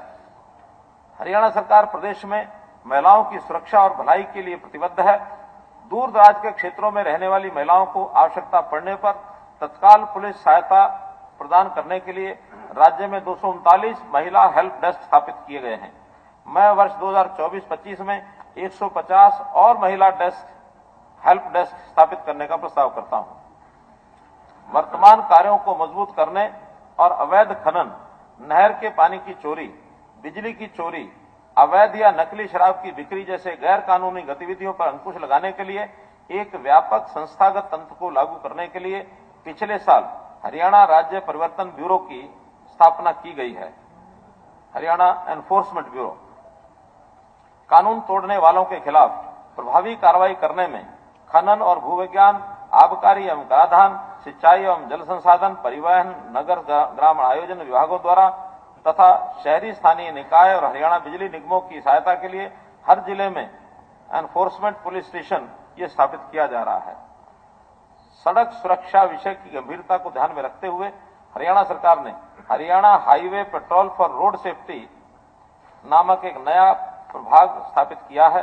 5 राष्ट्रीय राजमार्गों के साथ प्रत्येक 30 किलोमीटर की दूरी पर 19 यातायात सहायता केंद्र स्थापित किए गए हैं। सड़क दुर्घटनाओं का एक केंद्रीकृत डाटा बनाने, दुर्घटनाओं के कारणों का वैज्ञानिक विश्लेषण करने और संवेदनशील स्थानों की पहचान करने के दृष्टिगत एकीकृत सड़क दुर्घटना डाटा प्रबंधन प्रणाली लागू की गई है। 381 पुलिस स्टेशनों और 357 पुलिस चौकियों में CCTV कैमरे लगाए जा रहे हैं, जिससे अपराध का विश्लेषण और समाधान करने में और अधिक मिलेगी। घरोंडा में ग्राम पंचायत हसनपुर में गृह रक्षी और नागरिक सुरक्षा स्वयंसेवकों तथा कर्मचारियों के लिए एक प्रशिक्षण सुविधा स्थापित की जा रही है। माननीय अध्यक्ष महोदय, सरकार ने पायलट आधार पर 14 डिस्टिलरी एवं बॉटलिंग संयंत्रों में QR कोड स्थापित ट्रैक और ट्रेस प्रणाली शुरू की है। डिस्टिलरीज में फ्लो मीटर की स्थापना का कार्य जल्द ही पूरा होने की संभावना है। ये निर्मित अल्कोहल की वास्तविक मात्रा को नापेगा। इससे सरकार शराब की हेराफेरी और आबकारी शुल्क की चोरी पर कड़ी नजर रख सकेगी। GST से पूर्व के समय की बकाया राशि की वसूली के लिए एक मुश्त निपटान योजना वन टाइम सेटलमेंट 1 जनवरी 2024 से शुरू की गई है और ये 30 मार्च 2024 को बंद हो जाएगी। इस योजना से लंबित मामलों की संख्या कम होने और अतिरिक्त राजस्व आने की संभावना है। अभी तो चल रहा है आगे, चिंता मत करो।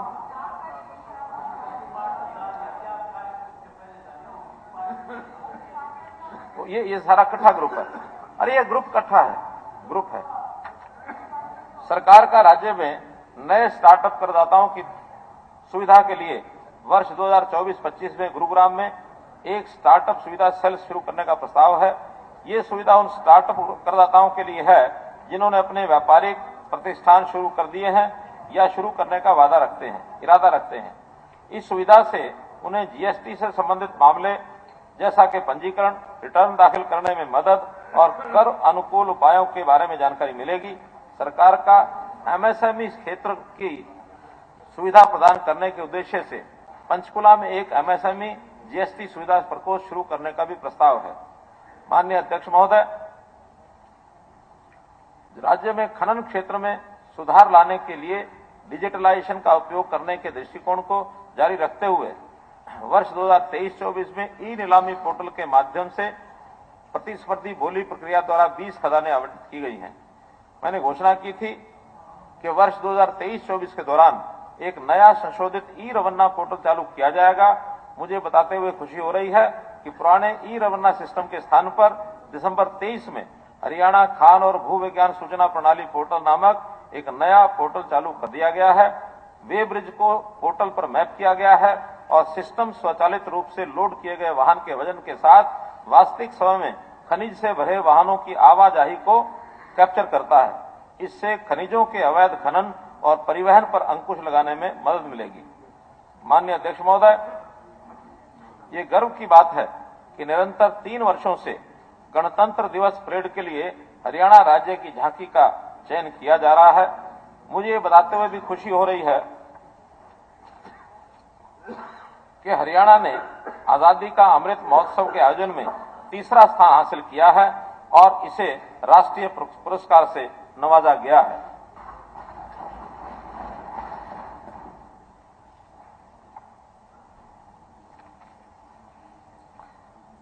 गत वर्ष मैंने घोषणा की थी कि गुरु रविदास जी के जीवन और शिक्षाओं को नई पीढ़ियों को बताने के लिए पिपली कुरुक्षेत्र में एक स्मारक स्थापित किया जाएगा।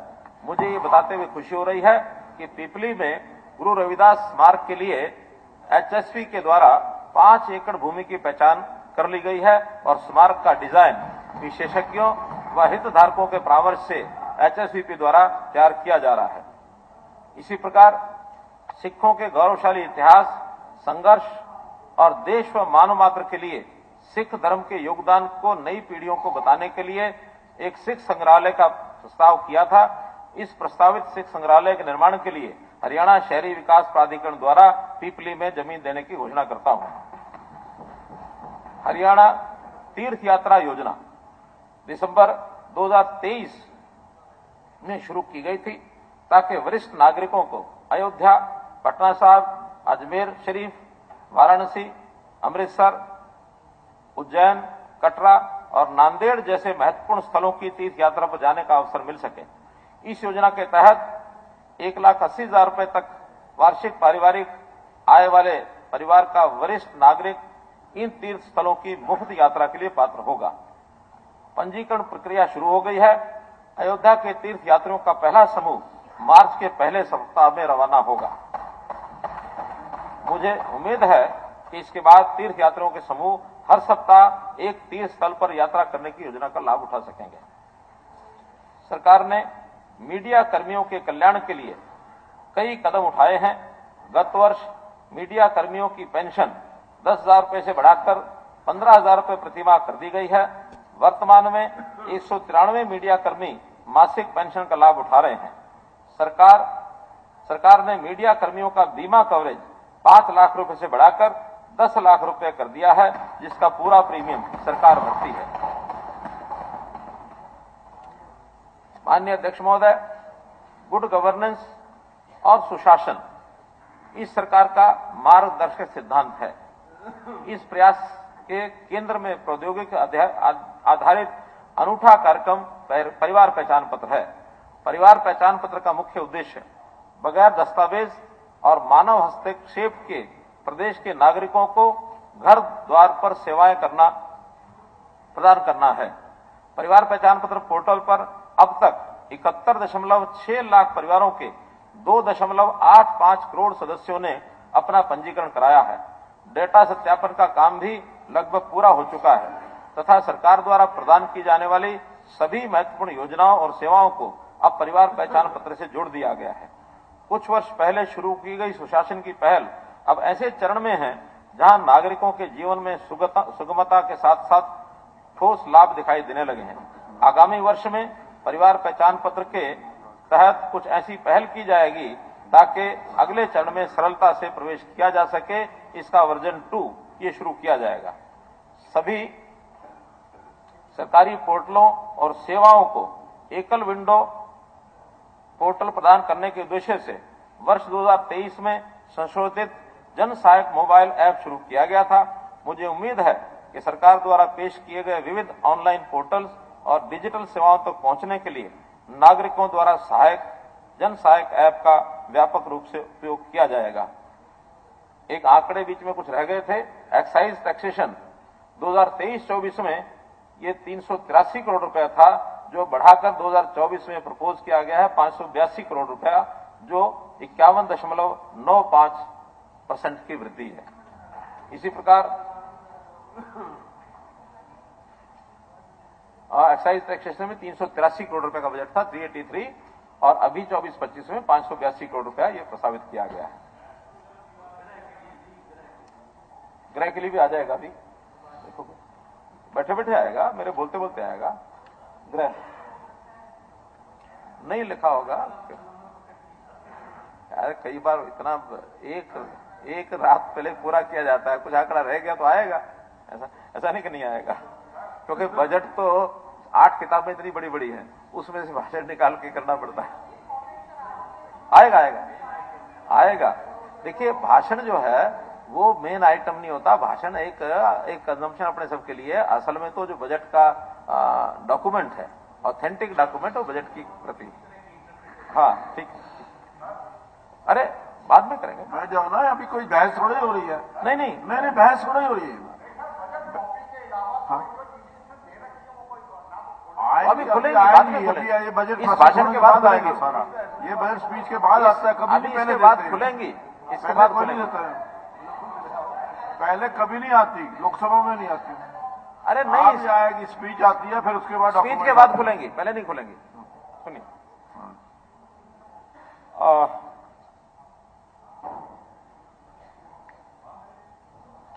सभी सरकारी पोर्टल और सेवाओं को एकल विंडो पोर्टल प्रदान करने के उद्देश्य से 2023 में हो गया जन सहायक। माननीय अध्यक्ष महोदय, मैंने गत वर्ष कहा था कि सरकार को केंद्र सरकार से 65 करोड़ रुपए के अनुदान समेत 130 करोड़ रुपए की लागत से ग्राम पंचायत स्तर पर डिजिटल कनेक्टिविटी में सुधार करने की एक योजना की मंजूरी मिल गई है।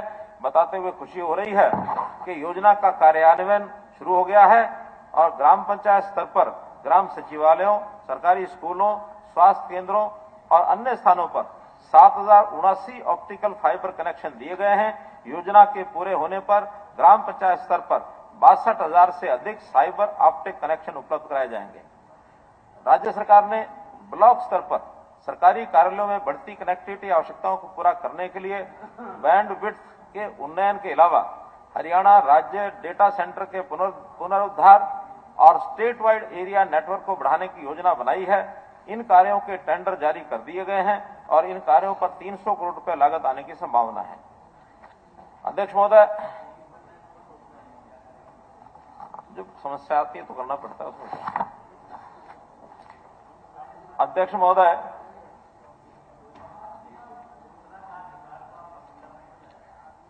महोदय, ये वह समय है जब हमारा राष्ट्र बड़े बदलाव की ओर बढ़ रहा है। हमारे माननीय प्रधानमंत्री जी का कथन है कि भारत के लिए यही समय है, सही समय है। राष्ट्र के विकास और गौरव का मूल मंत्र होगा। देश को एक विकसित भारत और हरियाणा को विकसित राज्य बनाने के लिए हम सबको अपनी ऊर्जा का सही उपयोग करना होगा। ये वह अवधि है जिसमें हमें अतीत के गौरव को पुनः प्राप्त करना होगा। मुझे विश्वास है कि हरियाणा के मेहनती लोग देश को विकसित राष्ट्र बनाने में अपनी अग्रणी भूमिका निभाएंगे। हरियाणा को विकसित प्रदेश बनाने में हमारे समक्ष मौजूद चुनौतियों का सामना करने के लिए हमें एक सूत्र पर काम करना होगा और वो सूत्र है ज्ञान। ज्ञान का विकास, ज्ञान एक जो बुद्धि का ज्ञान रहता है वो नहीं, मैं ज्ञान से उसकी एक एब्रिविएशन के रूप में प्रस्तुत कर रहा हूं। ज्ञान, जी फॉर गरीब, वाई फॉर युवा, ए फॉर अन्नदाता, एन फॉर नारी शक्ति। तो इस प्रकार से ये चतुर समूह पर हमको ध्यान देना होगा। ज्ञान मायने गरीबों व अन्नदाता किसान को समुचित सुविधाएं प्रदान करना और युवा शक्ति व नारी शक्ति को विकास के बेहतर अवसर उपलब्ध करवाना, यही हमारा लक्ष्य है। और इस ज्ञान की आधारभूत संरचना में अंत्योदय, ये हमारी भावना है। अंत्योदय के भाव से हम प्रदेश में यदि काम करेंगे तो हरियाणा के 70% लोग जो हैं इस योजना के अंतर्गत आते हैं। हम उन सब का ध्यान करते हुए अपनी योजनाओं को आगे बढ़ाएंगे। माननीय अध्यक्ष महोदय, होम डिपार्टमेंट के बारे में बता रहा हूं कि 2023-24 में रिवाइज जो इसका एस्टीमेट 6032 करोड़ रुपए था और अभी 24-25 में बजट एस्टीमेट वो 6389 करोड़ रुपया है। तो इस प्रकार ये लगभग 5% की वृद्धि है। नहीं, मैं आपको बता रहा हूं ना, आप लिख लें। 5.9% बता रहा हूं, 5.9%।